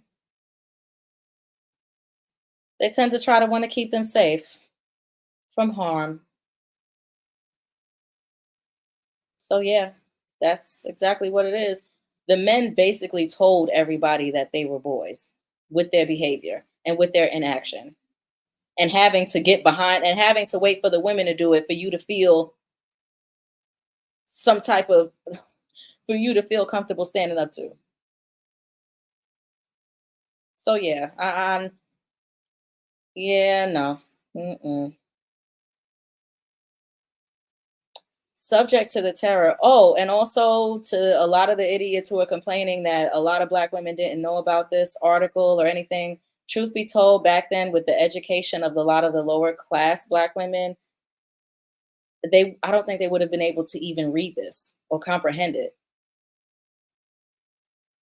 And again, I'm not insulting. all black women. But you also let's recall 918,000, majority of those service workers, domestic workers, came out of poverty. So what do you think? They came out of poverty, and on top of that, weren't as educated. So how can you really be upset as somebody who can't understand what they were never taught? Like, I can't be mad at those. I can't be mad at those women for what they didn't know. They were excluded. They didn't have the access. And even in this day and age, yes, there no, not all access is free. There's certain things, there's certain spaces that you have to that you're excluded from now. It's just through technology. And now there's something called a paywall. Things that are hidden behind a paywall is basically you're paying for access. It ain't no different. It's no different than prior to the technology era when you had to pay to get access to certain spaces. It's the same shit. A lot of people are confused with this social media and technology. People really are fucked up in the brain. They need to study history more so they can be able to make these links and stop sounding stupid. But yeah, yeah, Negro women played a magnificent part in the pre-CIO days. I have to figure out what that means. In the pre-CIO days, in strikes and other struggles, both as workers and wives of workers, to win recognition of the principle of industrial unionism in such industries as auto packing, steel, etc. So that's the thing. We had to like basically push just to be recognized in those industries, industrial. More recently, the militancy of Negro women unionists is shown in the strike of the packaging house workers, and even more so in the tobacco workers strike. So I'm starting to see also where America's problem with our militancy comes in too, because as far as they're concerned, if we had just played our traditional feminine role, we would have stayed in our natural place because the black man was not about to fight. That's why there's such a big problem with this, because if you notice as I'm reading this, it comes across like black men were more accepting of their status on the lowest on the totem pole than black women were. And that problem still persists today. You still see it. That's why black women today, when they stand up, we're called what? Masculine. Social justice warriors. Oh, they don't know how to shut up. That's what you get for marching. That's what you get for doing this. You don't think these women back then who were forming these organizations for themselves were probably told that? That's what you get for forming. But shit, well, that's what you get for only thinking about yourselves, but thinking about it's all about the black woman. And what could they really do back then in 1949? Anybody that could give me some historical can let me know about freedoms that existed for black women back then that we could have exercised in mass, let me know. But I guarantee you probably won't. So let's see. More recently, the militancy of Negro women unionists is shown in the strike of the pack. Oh yeah, I already read that. Tobacco worker strike, in which such leaders as Miranda Smith and Velma Hopkins emerge as outstanding trade unionists. The struggle of the tobacco workers, led by Negro women, later merged with the political action of Negro and white, which led to the election of the first Negro in the South in Winston-Salem, North Carolina, since Reconstruction days. Wait a minute. Election of the first Negro in the South in Winston-Salem. She didn't give a name. I don't know who that is, but I have to look that up. If anybody can point to who that is, the first Negro in the South elected to office in Winston-Salem, North Carolina. Yeah, because I'll have to look up who that is because I'm not sure. But it is incumbent on progressive unionists to realize that in the fight, actually, hold on. I could type this in real quick. Let me see if I can get a picture. Hmm. First elected black person in Winston-Salem, North Carolina. First elected black person,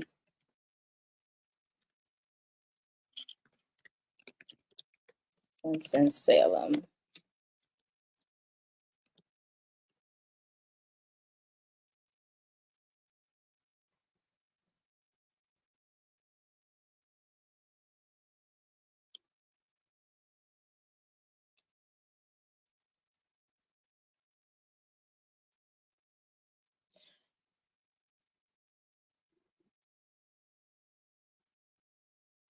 Oh, okay. So it's looking like hold on, elected. That's what I'm looking for. Elected, not pioneers.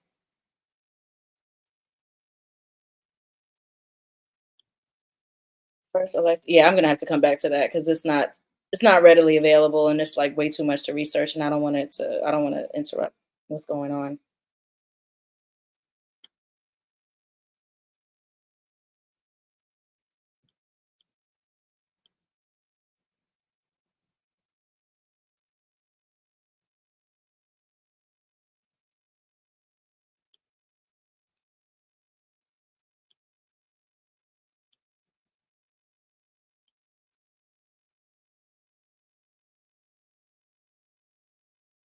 Yeah, I'm gonna have to look that up later because it's too much to look. Sorry, I didn't mean to let that go. But yeah, let me get back to this.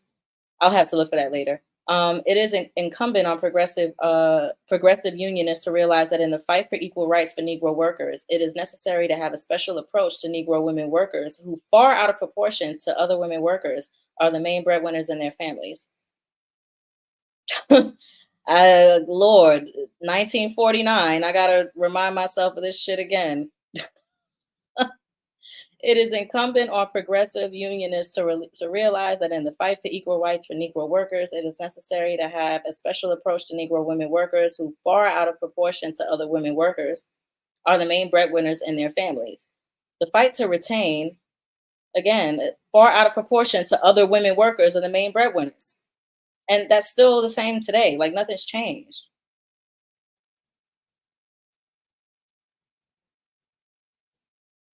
That's what I'm saying. Like, ladies, I don't think there was ever a time in history where we weren't the breadwinners. That's why I'm kind of looking at these dudes with 50-50. They need to be coming to the table. Ugh. Y'all need to start asking them. I'm just making a joke. I'm just making a joke. But no, I recommend you. Mm, like I said, I recommend you not. I recommend you stay away because there's no benefit. There doesn't seem to be a benefit. It's oh my god. Yeah, there's no benefit unless he's like trying to, unless he's actively showing that he's different. That's all I can say. That's all I can say. Unless he is actively showing that he's different. But we already know what's currently going on in the atmosphere. So again, that is a very high risk, low reward.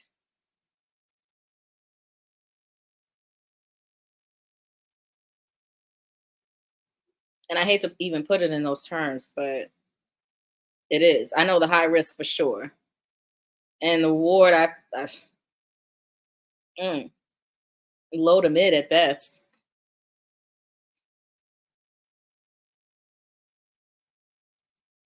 So I don't know, but I know for me, that's how I feel. It's like high risk, very, very high risk, low reward. And investing, and when you invest, those are considered risky trades, risky investments. Because there's a chance, because if you do make it, there's a chance you could become a millionaire, billionaire, make it through. But if not, you could end up losing all your goddamn money. And the track record has shown on this investment that it's been very high risk, low reward. So again, that stock would have to be performing. Let me see. But their 50 turns into 35. Yep, unfortunately. Hey, Cyber Dreams, welcome. Let me see. Any of this that you missed so far, or any questions since you're just coming on? I don't know how long you've been watching. I've been on the other tab reading this whole time.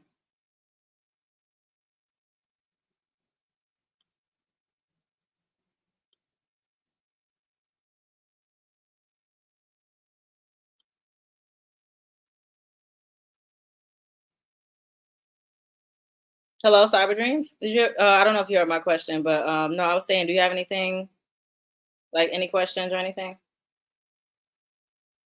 Uh, oh, 10 minutes in. Got it. Not a problem. Is there anything, like any questions you have? Um, even if you're only 10 minutes in, any questions or any thoughts?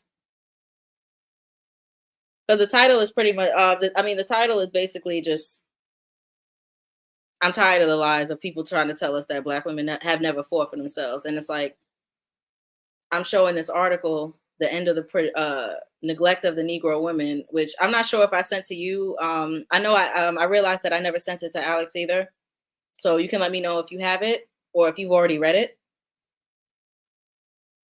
But this was written in 1949 by a black woman. This was actually no, this wasn't written. This was released by a black woman. She put in all. She's the one that did all the research and wrote this. And this was released in June of 1949. And mind you, this was a New York City publication because they have the address of where they have the address on the second page that are this article. Yes, I'm telling you. I'm telling you. And what's so crazy is that not 20 years later in 1968, Patricia Robinson, the housewife and psychotherapist who wrote The Sister's Reply, she mentioned the exact same she mentions the same problems that Claudia Jones mentions not 20 years earlier than her.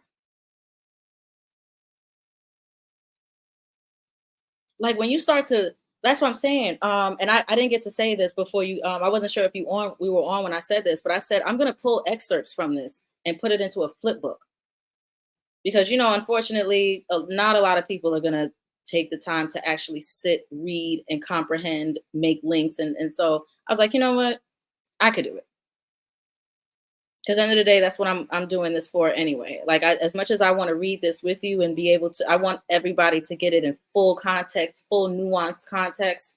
I'm also going to have excerpts. And I'll just turn it into like a flip book, put some appropriate maybe put some appropriate cartoons if I can in there and bring it. Yes, that's it. Oh, you already know. You already on it.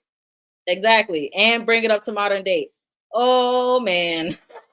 I don't know. I'm like, they ain't gonna take my damn platform. But it's all right. It's all right. Listen, I'd rather go out doing what I'm supposed to do.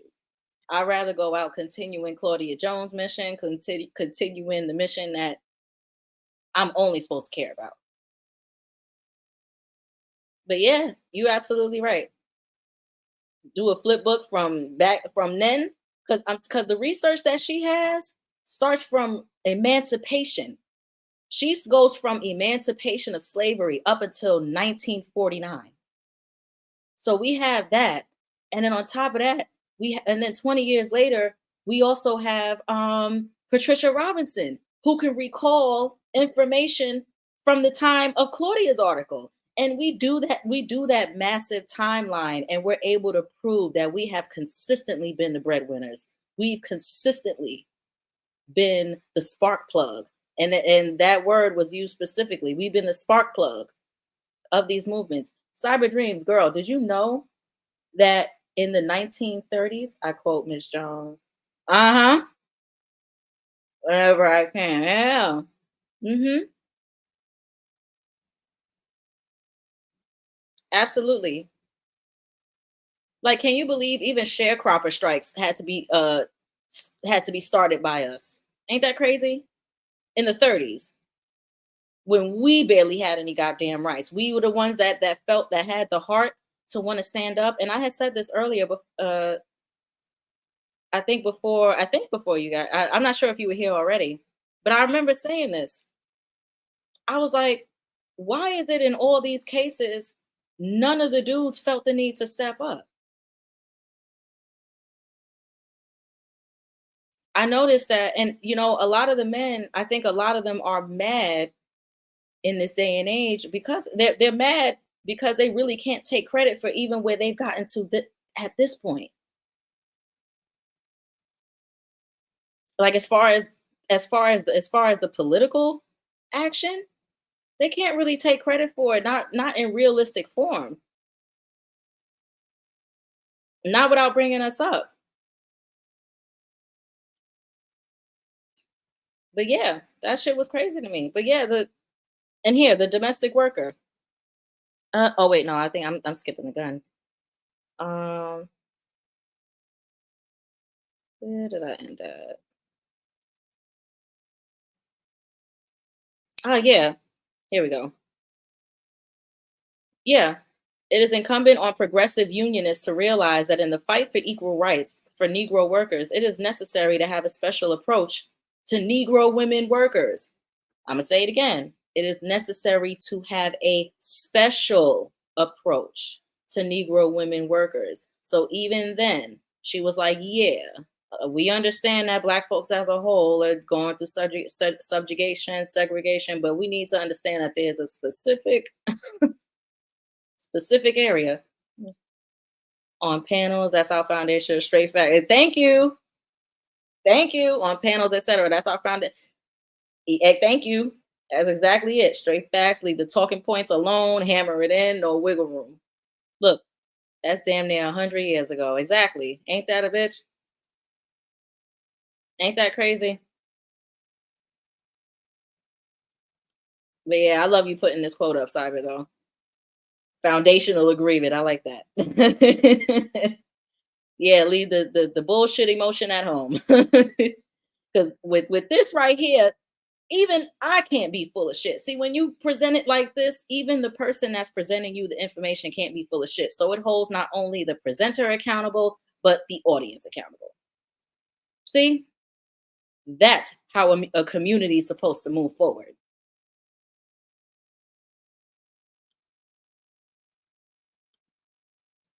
But see, that's too much like right. So that'll never happen, unfortunately. Because ooh, but let me get back. But yeah, I just it's just yeah, it is necessary to have a special approach to Negro women workers who far out of proportion to other women workers are the main breadwinners in their families. Mind you, majority of us were domestics. How is it as maids we're making more? And she even says in this article that cyber dreams. I think you might cyber dreams. Have you read this? Because I don't want to like repeat anything that you already know. Like, did you see that part in this article? If you've already read it, that they said that it was due to the low wage status of black men at the time that we were the breadwinners.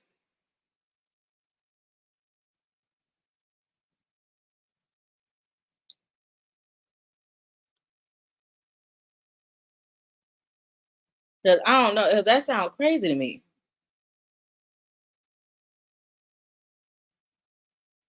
And hold on. Yeah, the fight to retain the Negro woman in industry and to upgrade her on the job is a major way of struggling for the basic and special interest of the Negro woman worker. Not to recognize this feature is to miss the special aspects of the effects of the growing economic crisis, which is penalizing Negro workers, particularly Negro women workers, with special severity. Yeah.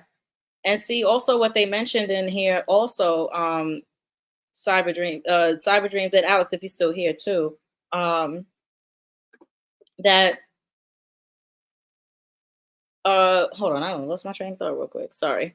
But yeah, no, that basically after the Civil War, when they didn't need us, Yes, of course, but they had the draft and also Job Corps placement. They didn't go to work. Yeah, of course.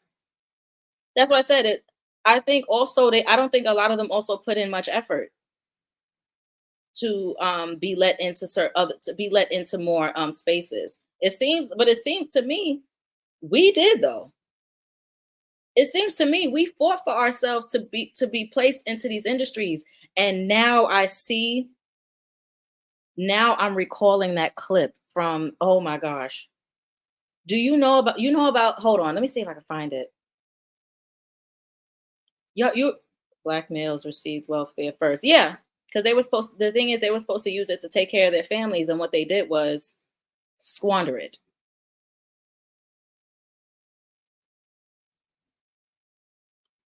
Mhm. Yeah. They received welfare first, and they also had voting rights before we did. See, that's another thing that they won't that many won't mention either. They also had voting rights before we did too.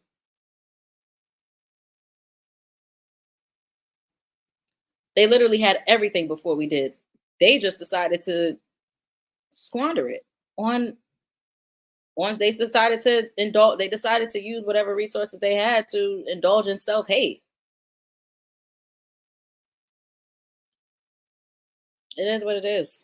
I don't feel bad for that. If they were given the that changes a lot for me. If they were given the opportunity and they didn't take it and they decided to be on bullshit because they wanted to just because they wanted to feel like men as opposed to just doing, like I don't I can't I know. I can't feel bad for any of that. No.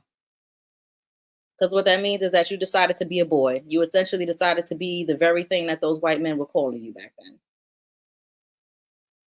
The domestic worker, one of the crassest manifestations of trade union neglect of the problems of the Negro woman worker has been the failure not only to fight against relegation of the Negro woman to domestic and similar menial work, but to organize the domestic worker.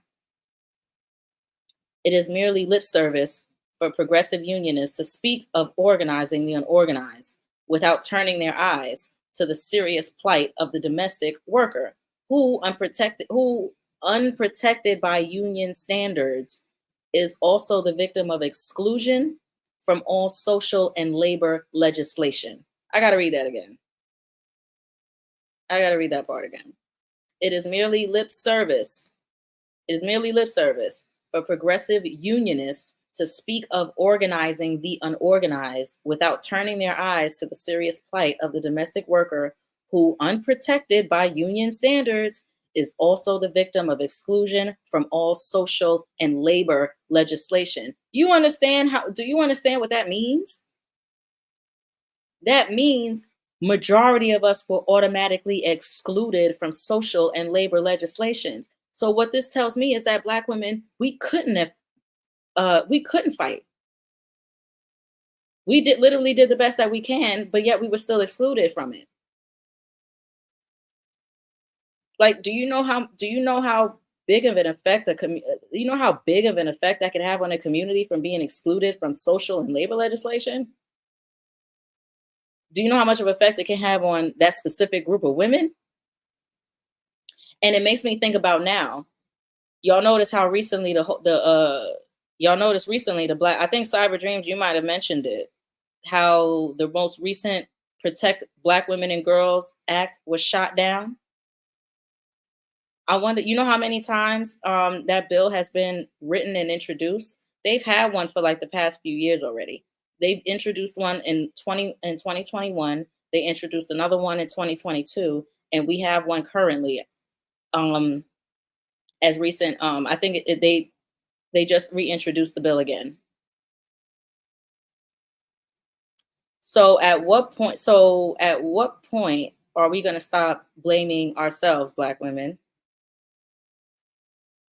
Sorry, I'm not going to, once I see all of this, I'm not in the habit. I'm not going to be on some bullshit of blaming us, because again, because all this happening, you know how much this can affect somebody mentally, having to deal with all this while trying to raise children.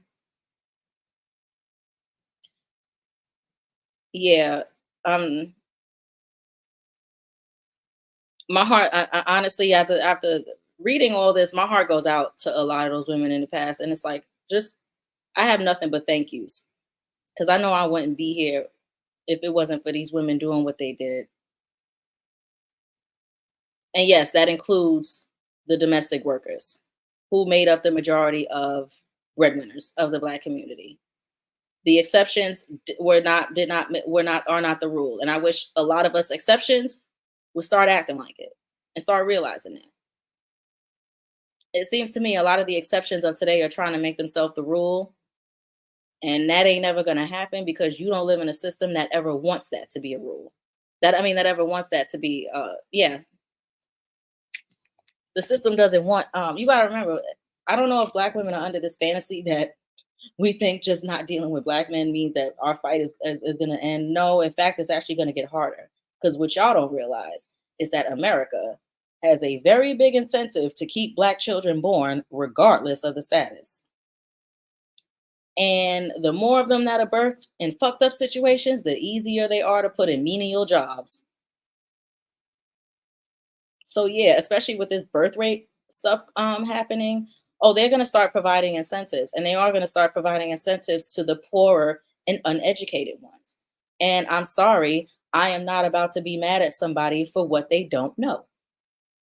And I'm especially not about to be mad at another Black woman for something she doesn't know. Because yeah, there are some women that are unfortunately they are that unfortunately in desolate hoods, and I'm talking about. No, I'm not talking about big cities. I'm talking about we forget about there's rural hoods too.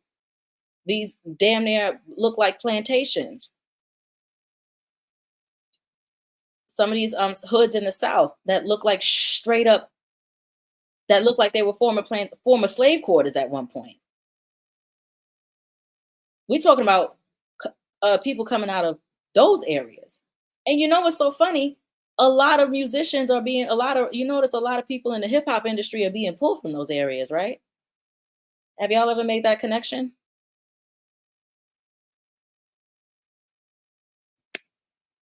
I noticed they stopped they I noticed that they don't really go to the city ghettos no more. Now they're going to like they going to the south now. Because again, a sexy red can only come out of a very, very fucked up situation. And she from the south, ain't she? She from the South Midwest.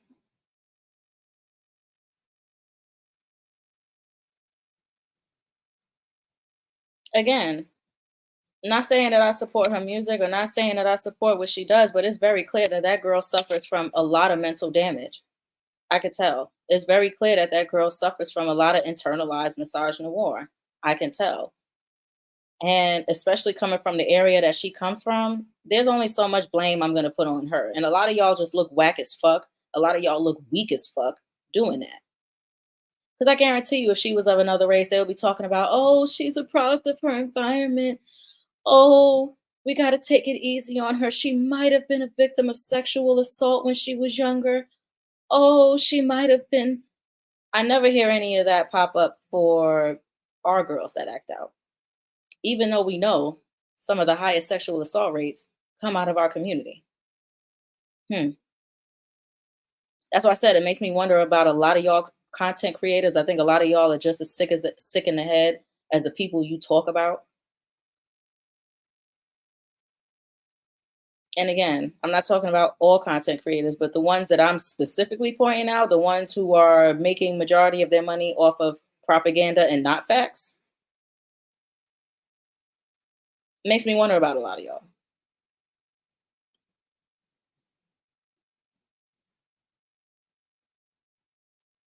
Yeah, I'm sorry. I can't. Yeah. The more and more I read this, the less and less I'm blaming Black women. That's all I know. By the time I get to the end of this, as far as I'm concerned, I can't do it. I won't be able to. I can't be on this shit of oh, Black women are being social justice warriors for everybody else but themselves. No, apparently we weren't at one point in time, and apparently we received very severe consequences. Very severe consequences for it. We didn't get our. We did. We We weren't helped, and then when we were helped, we were immediately fired afterwards. What they say, last hired. What they say, last hired, first fired. Yeah, that's not that ain't new. That last hired, first fired applied even then when we were the breadwinners, and so they knew what that meant. So firing a black woman back then was pretty much was basically dismantling the black family. I think that's why they had so. I think that's why they put up with so much because that would have meant their children starved. And then on top of that, in 1949, how many rights do you have as a woman by yourself? And on top of that, a Negro woman. Because think about it, if you're a single mom during this time period, who's going to watch your child while you go to work? Especially if your mothers and grandmothers ain't around, or they're working themselves. See, we don't think about that either. How would single mothers back then been able to have take care of their children without the man at all in a time when in a time when black women were being sexually assaulted and nothing was happening. See, and people don't like to put these things together because then they have to actually think and they can't just rant and rave and be emotional and yell at the top of their lungs about about uh what black women need to be doing. And black women need to be doing this. And y'all need to be doing that. Y'all need to be doing that.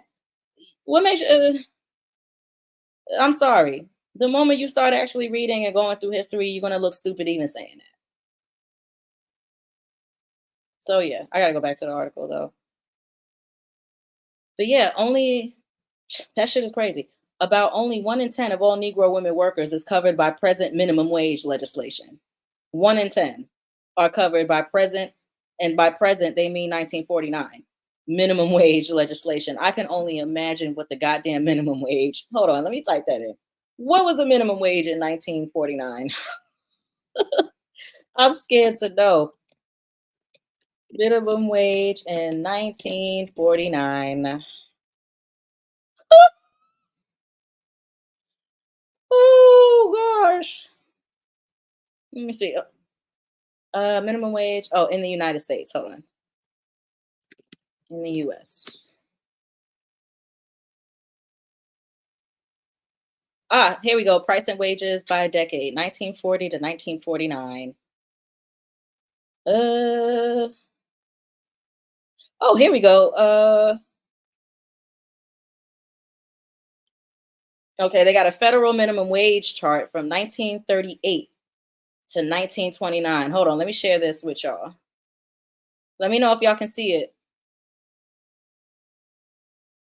This is the US Department of Labor, by the way. .gov. So I went straight to the site. Let me know if you can still hear me.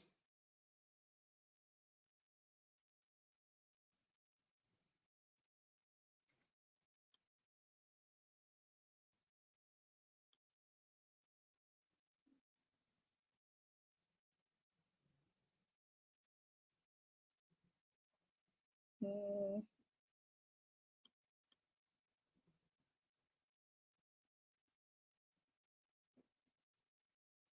Can y'all still hear me?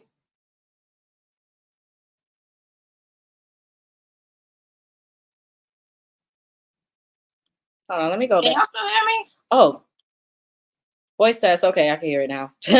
Sorry, I had to do a voice test real quick just to make sure I was still connected. But yeah, if y'all can see this, the history of federal minimum wage rates under the Fair Labor Act Standards Act from 1930. So they gives you, I think, every year from 1938 to 2009.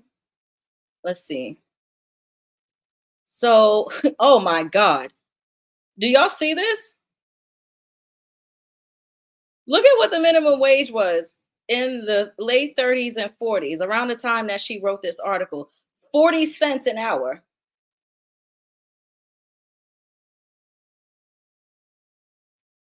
The minimum hourly wage from in 19 by the time it hit 1945 was 40 cents, and 6 years before that it was 30 cents, and the year before that it was 25 cents.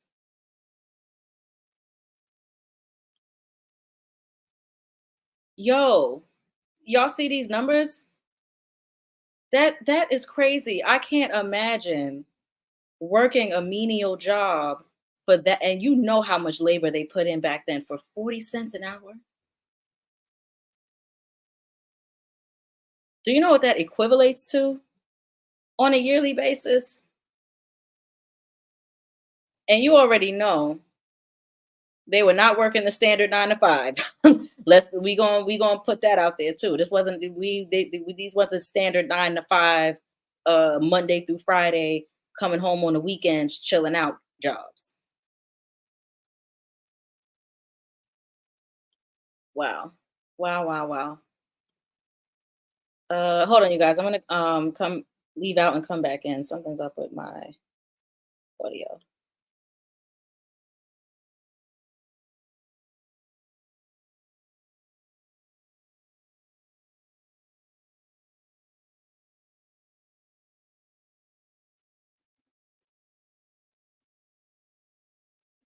Okay, I'm back.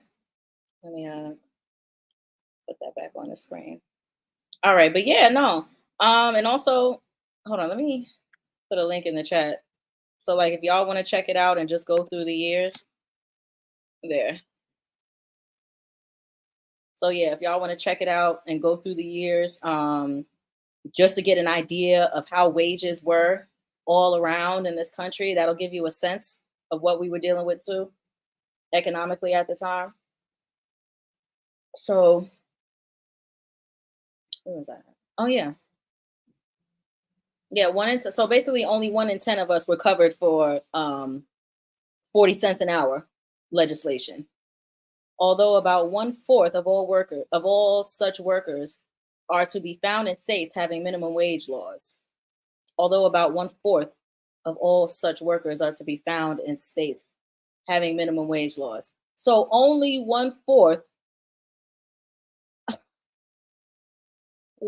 so only one-fourth of black women workers were in minimum wage state laws. So that means 70%, 75% of us were in states that didn't have minimum wage laws, which means we were more than likely either not getting paid at all or having to do. Oh my gosh. Oh my gosh.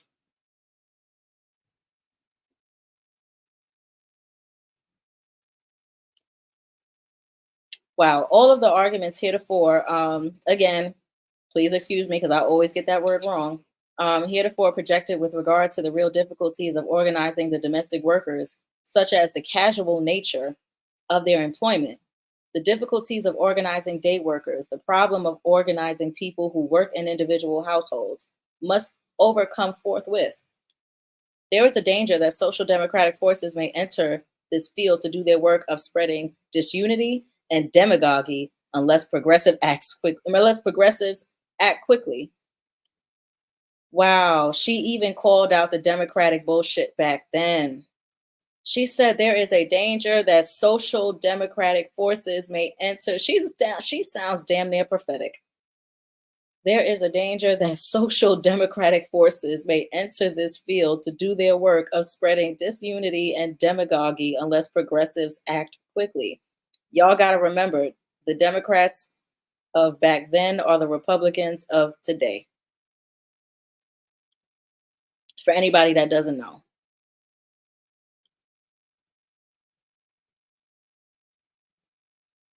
And pretty much things started to change as black policy started to become progressive, where now you'll start to see democracy associated with civil rights as opposed to the republic. Hmm. Man, oh man. The lot of the domestic worker is one of unbearable misery. So it makes sense. So yeah, when I hear about uh black women of the past, I guess, that were nasty, mean, uh or so-called weren't nurturing and stuff like that. Well, what the fuck did you expect? You think after all that they're gonna come home to your whiny ass not doing half as much as she is and smile or be happy to see you? I mean, I would expect black women to be mean if this is what they had to deal with. Oh, sorry, I didn't realize I was on the still on the other tab. Sorry. But yeah, I would be pissed too. I listen, especially yes, the lot of the domestic worker is one of unbearable misery. And as we know, 918,000 black women at that time were the domestic workers. And we're going to define exactly what was going on. What we're gonna show you what the domestic worker was required to do, right? Listen to this. The usually she has no definition of task in the household where she works. Domestic workers may have thrown in addition to cleaning and scrubbing, such tasks as washing windows, caring for children, laundering, cooking, etc., and all at the lowest possible pay. So basically we were pulled out of our homes to be mothers to other people's children because apparently the mothers of the house were fucking useless, um and thought of having to bear responsibility of their household as slavery. And yes, I'm talking about white women of that time. That's why I say a lot of them, to me, I think a lot of them are culpable in it too, because they also could, like, why couldn't you take care of your own home?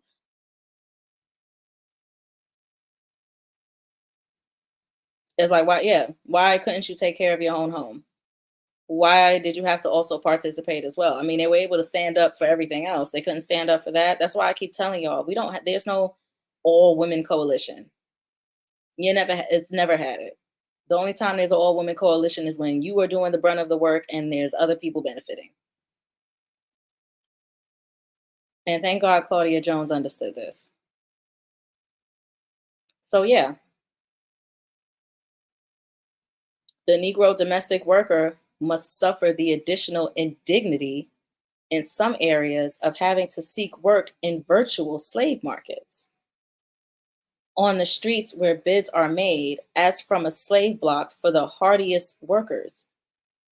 Many a domestic worker, on returning to her own household, must begin housework anew to keep her own family together. So you mean to tell me she not only has to she not the black woman did not only keep up the house of other of white families, they had to also come back home to keep. You understand how tiring that is? I don't think a lot of y'all do. And it's easy to talk shit in this day and age, but I don't think a lot of y'all do.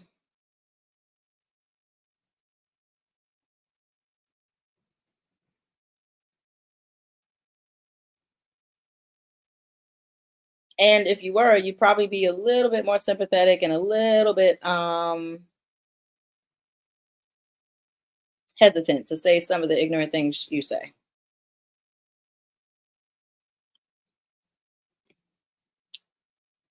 But yeah,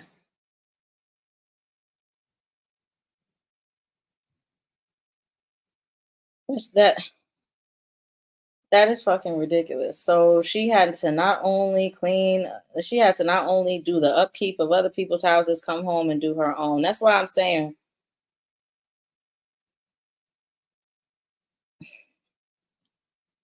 that's why it kills me when people want to bitch and moan about black women being horrible mothers or being hard. It's like I really, really just want to like wish I could just take a 2x4 to every last one of these people that say that shit. And he says, so it said, yeah, so let me get back to the article.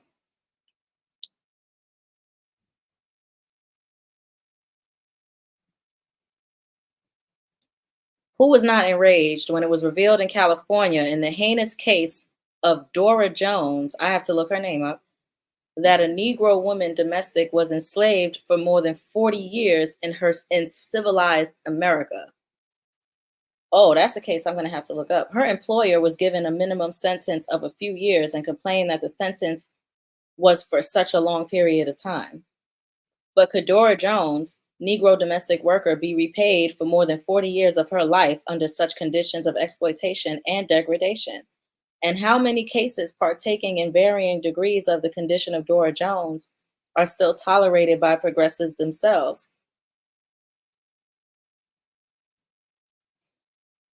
Wow. And how many cases partaking in varying degrees of the condition of Dora Jones are still tolerated by progressives themselves? Only recently in the New York State legislature, legislative proposals were made to fingerprint domestic workers. The Martinez bill did not see the light of day because the reactionaries were concentrating on other repressive legislative measures. The Martinez bill. I'll have to look that up too. Hmm. Only recently in the New York State legislature, legislative proposals were made to fingerprint domestic workers. So literally just within that year, those few years. The Martinez bill did not see the light of day because the reactionaries were concentrating on other repressive legislative measures. But here we see clearly the imprint of the African past system of British imperialism and of the German Reich in relation to the Jewish people being attempted in relation to women domestic workers. Yep.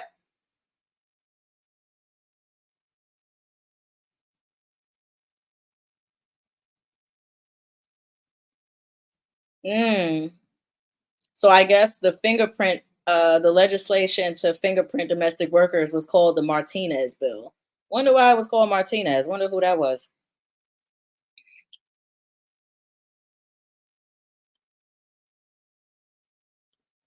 But let me see. Oh yeah, it is incumbent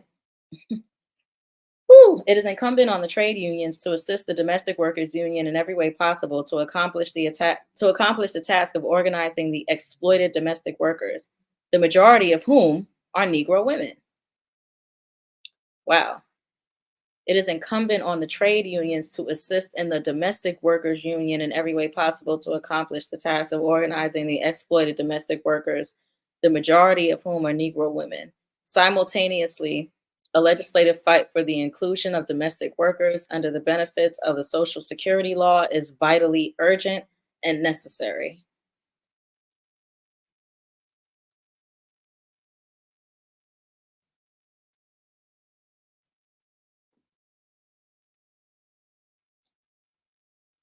Mm. Now, this part I got to read. The continued relegation of Negro women to domestic work has helped to perpetuate and intensify chauvinism directed against all Negro women. I got to read that shit again. I got to read that again. The continued relegation of Negro women to domestic work has helped to perpetuate and intensify chauvinism directed against all Negro women. And just change Negro for Black. We're going to say it together. Continued relegation of Black women to domestic work has helped to perpetuate and intensify chauvinism directed towards all of us. In other words, they use the poor of us to attack us all. Does that sound any different from today? Except now you got stupid ass Black folks who've been who've had you have stupid ass Black folks who've been let in to certain spaces now want to participate in the same shit thinking that they something different, don't realize that they lumped in it too. Ain't yo, I'm sorry, this is hilarious every single day, especially when it comes to Black men who make a considerable amount of money. Jesus Christ.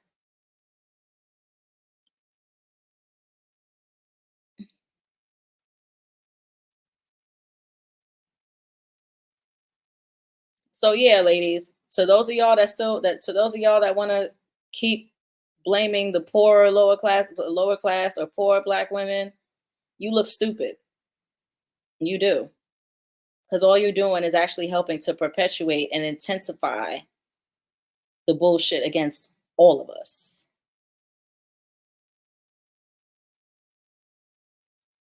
So I suggest you stop. You don't have to like what those particular black women are doing by consistently coddling these dudes. But like I said, these women are not in control of these grown ass men's behavior. They're not.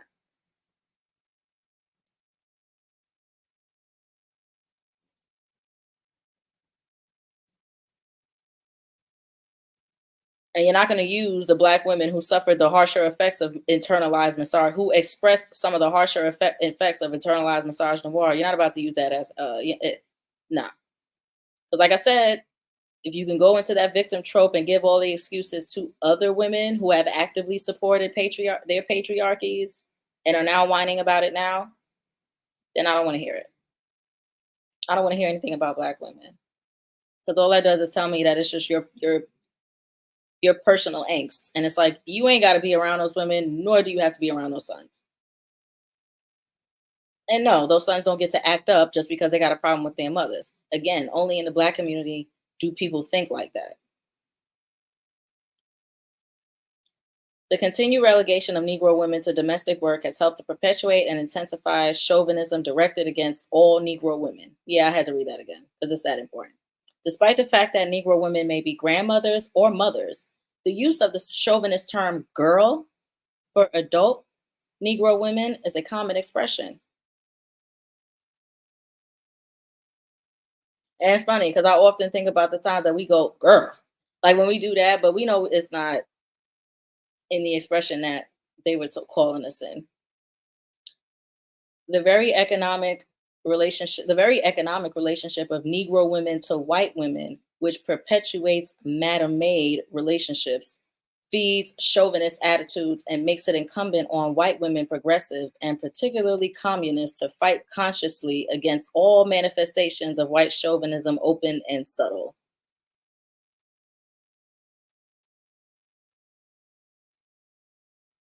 Hmm. Yeah.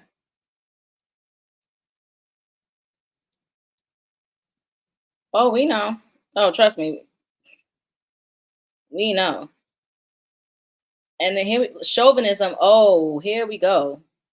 Chauvinism on the part of progressive white women is often expressed in their failure to have close ties of friendship with Negro women and to realize that this fight for equality of Negro women is in their own self interest, in as much as the super exploitation and oppression of Negro women tends to depress the standards of all women.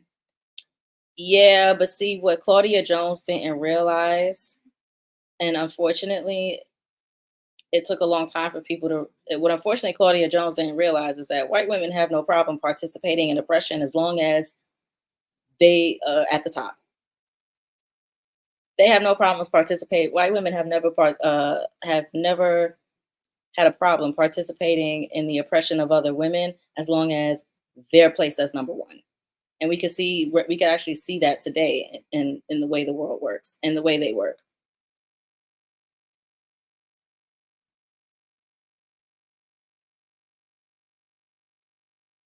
That's why I said black women, you don't have an all women coalition and you don't have an all black coalition. It needs to be black women. That's it.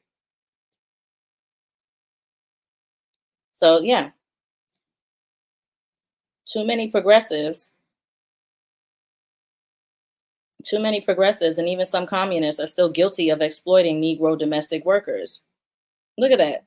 Even the funny thing is, even the abolitionists and stuff like that, even they still had domestic workers. They still had black women, black domestic workers. That's why that sound. Yo, that sounds crazy to me. That sounds really, really crazy to me. And I guarantee you, a lot of those progressives, um, black and white, were more than likely in higher positions and looked down at these women and just saw them as mammies.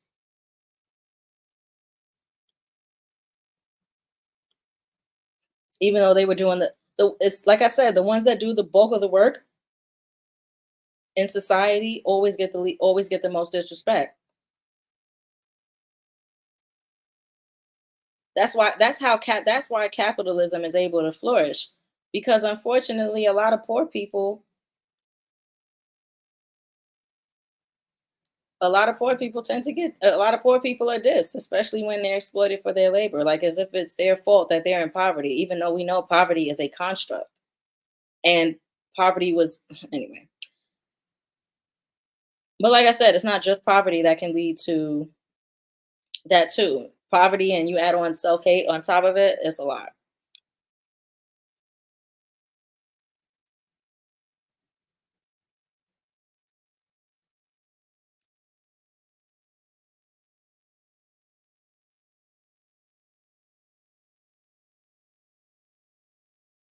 Oh,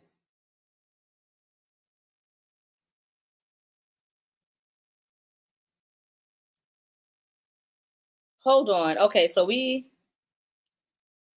there's a chapter in here called The Manifestations of White Chauvinism.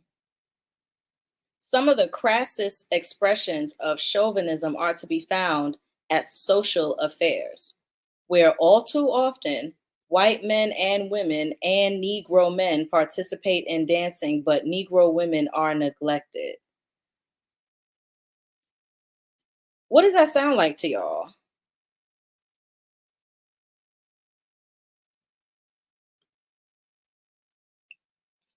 Alex, if he's still on here.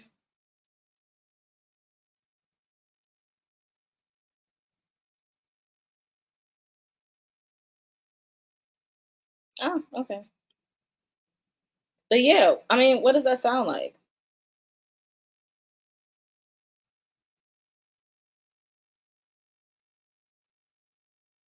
And then they get into it in the next paragraph. It says right here the acceptance of white ruling class standards of desirability for women, such as light skin, the failure to extend courtesy to Negro women and to integrate Negro women into organizational leadership are other forms of chauvinism.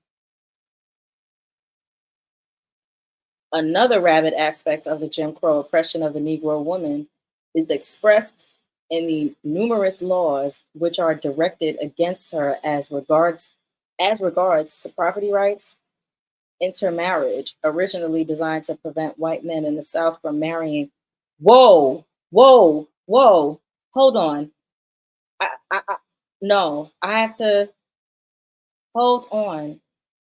She just said intermarriage was originally designed to prevent white men in the South from marrying Negro women. Hasn't the lie been told that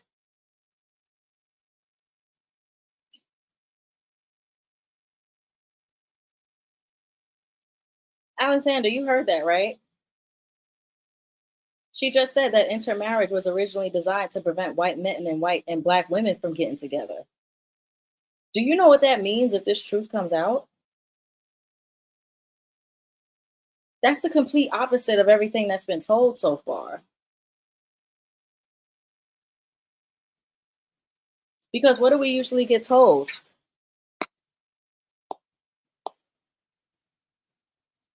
We get told the thing is we usually get told that, oh, because don't black men say that? Don't they say that intermarriage was originally designed to prevent black women black men from marrying white women?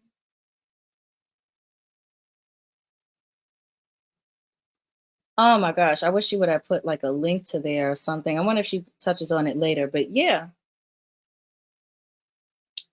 I'm definitely gonna do an excerpt on that's going to be a hell of an excerpt.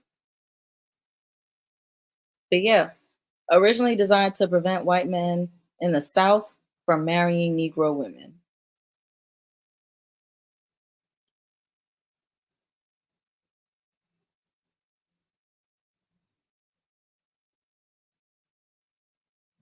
And laws which hinder and deny the right of choice, not only to Negro women, but Negro and white men and women.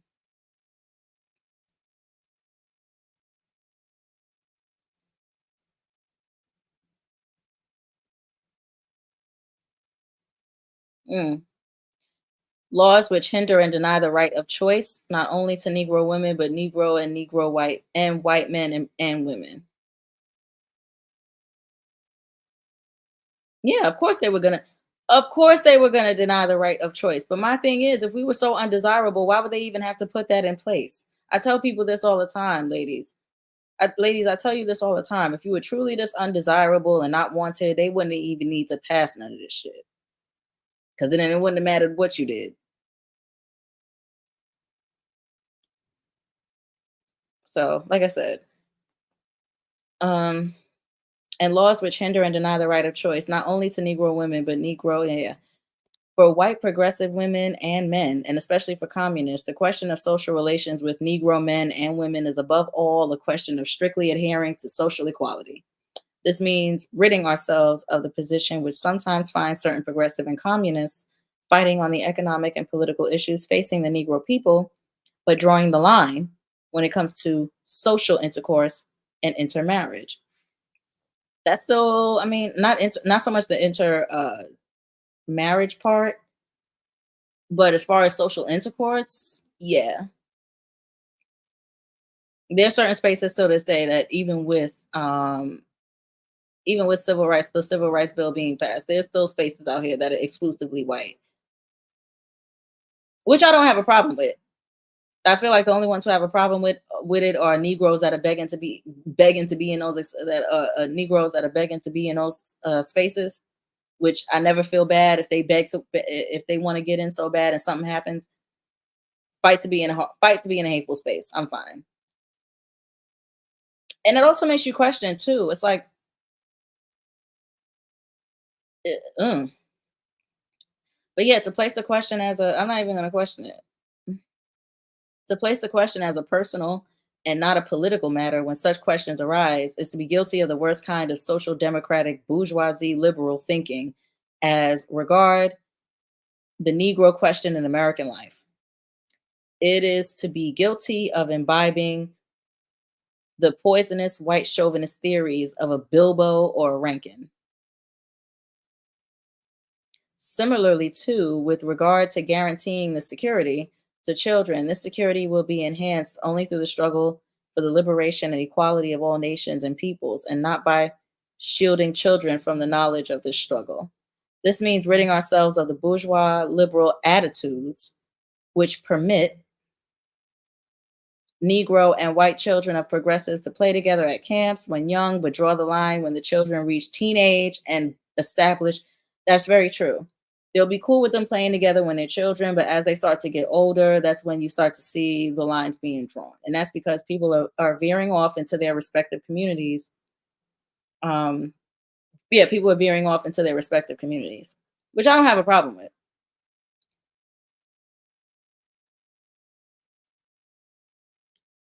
But I think why a lot of this mentality, this whole progressiveness integrate and do a, to integrate and intermarriage and stuff like that. Well, the intermarriage part I could get um, for some, but as a whole, with people being lynched and all that stuff, I can see why. I can see why many black women would be a lot more hesitant back then to date out. Like, there's a lot of black women in this day and age that still forget. Like, yeah, we're able to date out at a much higher rate because shit ain't the same as back then. And on top of that, now that I'm figuring out that intermarriage was originally designed to prevent white men and black women from being together, that tells me a lot. I'm gonna have to send this to Brent. I wonder if he knows about it. He might already know, more than likely, but I'm not sure.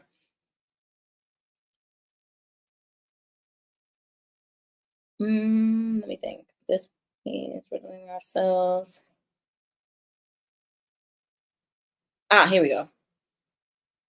The bourgeoisie, the bourgeois ideologies ideologists have not failed, of course, to develop a special ideological offensive aimed at degrading Negro women as part and parcel of the general reactionary ideological offense of against women of kitchen, church, and children. Oh my God. That is literally what's going on today. That is literally happening on social media right now. except it's not.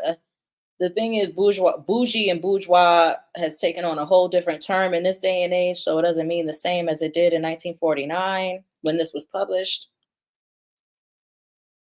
But Jesus, but that's the thing, Alex. Don't that sound similar to what's going on today? That basically bourgeois, like up, people that consider themselves upper class, or what's the new term, high value.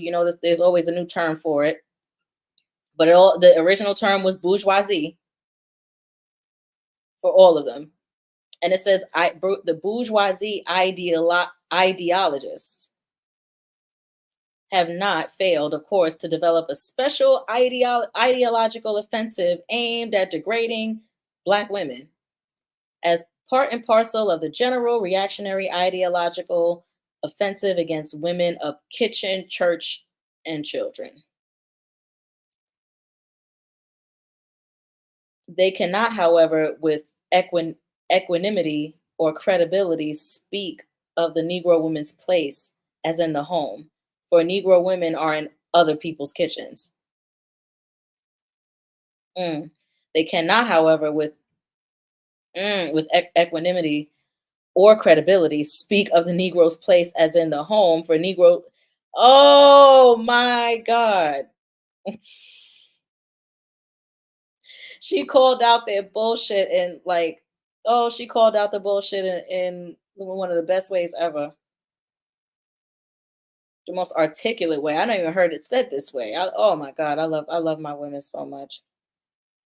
They cannot, however, with with equanimity or credibility, speak of the Negro woman's place as in the home. For Negro women are in other people's kitchens. Oh my God. And she called out the bullshit too. That's the thing. And she's not only just calling out, she's calling out bourgeoisie. The bourgeoisie that she's calling out are both the elite Black men and Black women at that time.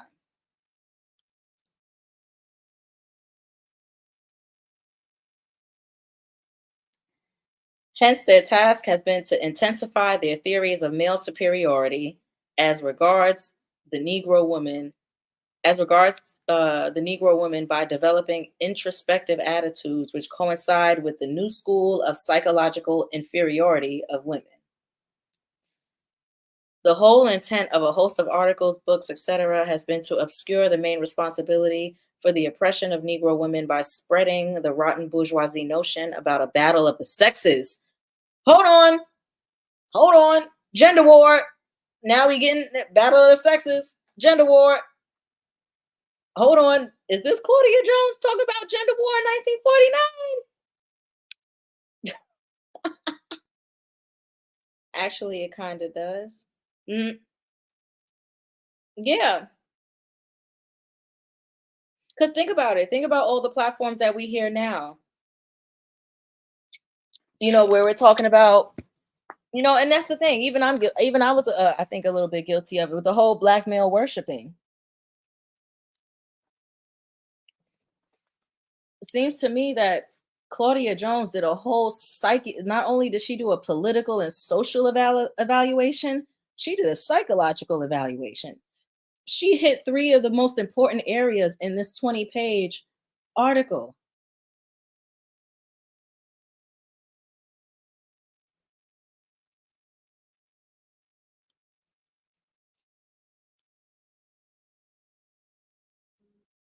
And then I think, oh my gosh, that's, yeah. The whole intent of a host of articles, books, etc., has been to obscure the main responsibility for the oppression of Negro women by spreading the rotten bourgeoisie notion about a battle of the sexes and ignoring the fight of both Negro men and women, the Negro people, the whole Negro people, against their common oppressors, the white ruling class.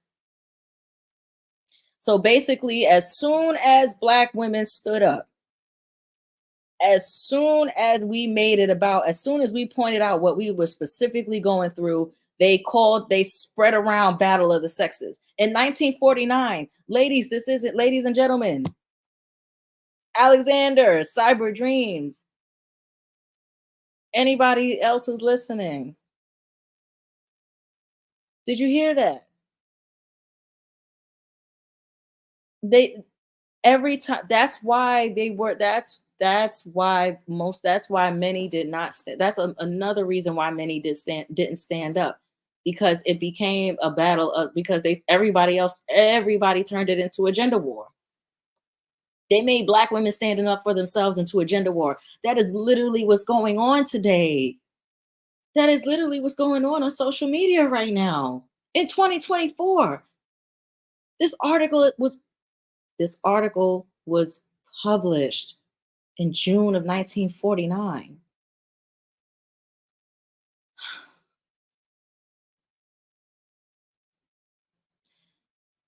And it's making me realize more and more that rich black folks are not helping the problem. They are actually continuing to make it worse as well. It ain't just the poor, it is also the rich.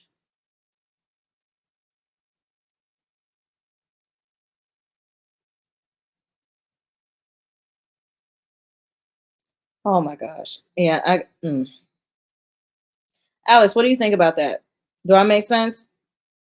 Do I make any sense? Am I cuz to me that sounds literally like what's going on right now on social media. Has it not been called a gender war since black women decided to stand up on social media? Yes, I heard it. Yep. It's the same thing. This is crazy. And it says here, chauvinist expressions also include paternalistic surprise when it is learned that Negroes are professional people. Negro professional women workers are often confronted with such remarks as, "Isn't your family proud of you?" Then there is the reverse practice of inquiring of Negro professionals whether someone in the family would like to take a job as a domestic worker. So even if you were a professional, they would still taunt you.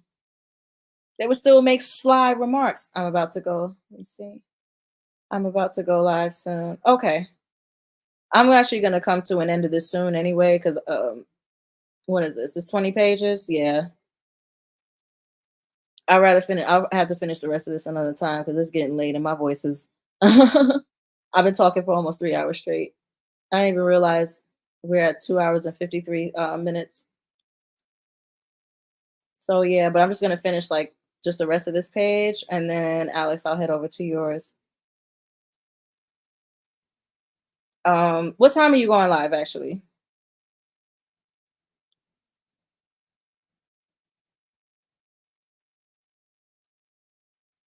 hold on. Let me check my email if I got a notification. Oh, I didn't see a notification. Did you set it up already, or?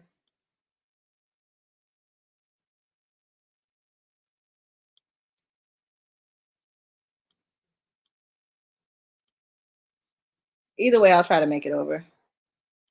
I'll be on the lookout for it. Then there is the reverse practice of inquiring. Yeah, yeah. So, even professional black women were still being disrespected. Like, hey, you got a member of a family that could be a maid for me? Yeah. So yeah, even with you being at the top, they will still find ways to come at you.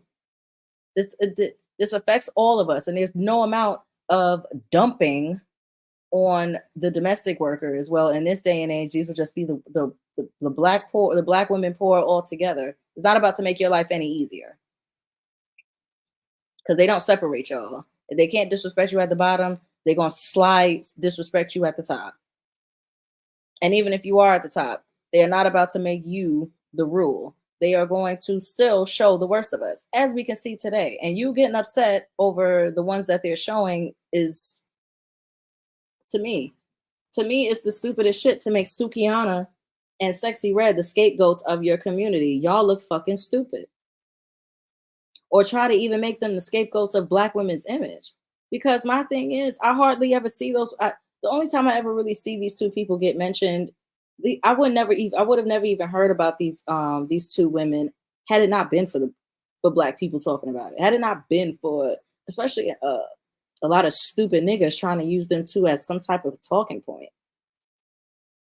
Because my thing is, why can't you? You know how many? I could pick way more degenerate black men than just two. They can only name two black women, famous black women that are on some extra shit. A lot of these women more than likely been sexual. More than likely, a lot of those women were probably sexually abused coming up. They came out of the most desolate areas. But I'm supposed to overlook all that and diss them because you want to be on some because you want some scary ass. I'm afraid to stand up for myself to a bigger target. I can't. The responsibility for overcoming these special forms of white chauvinism rests not with the subjectivity of Negro women, as it is often put, but squarely on the shoulders of white men and white women. Uh, no, that I can't agree with. Oh, wait a minute. I had to stop. I jumped the gun because she goes into it in the next sentence. So my apologies. The responsibility for overcoming these special forms of white chauvinism rests not with the subjectivity of Negro women, as it is often put, but squarely on the shoulders of white men and white women. Negro men have a special responsibility, particularly in relation to rooting out attitudes of male superiority as regards to women in general. And see, that's what I don't. I think that's that might have been something that Claudia Jones didn't realize, is that it wasn't just it wasn't chauvinism to all women.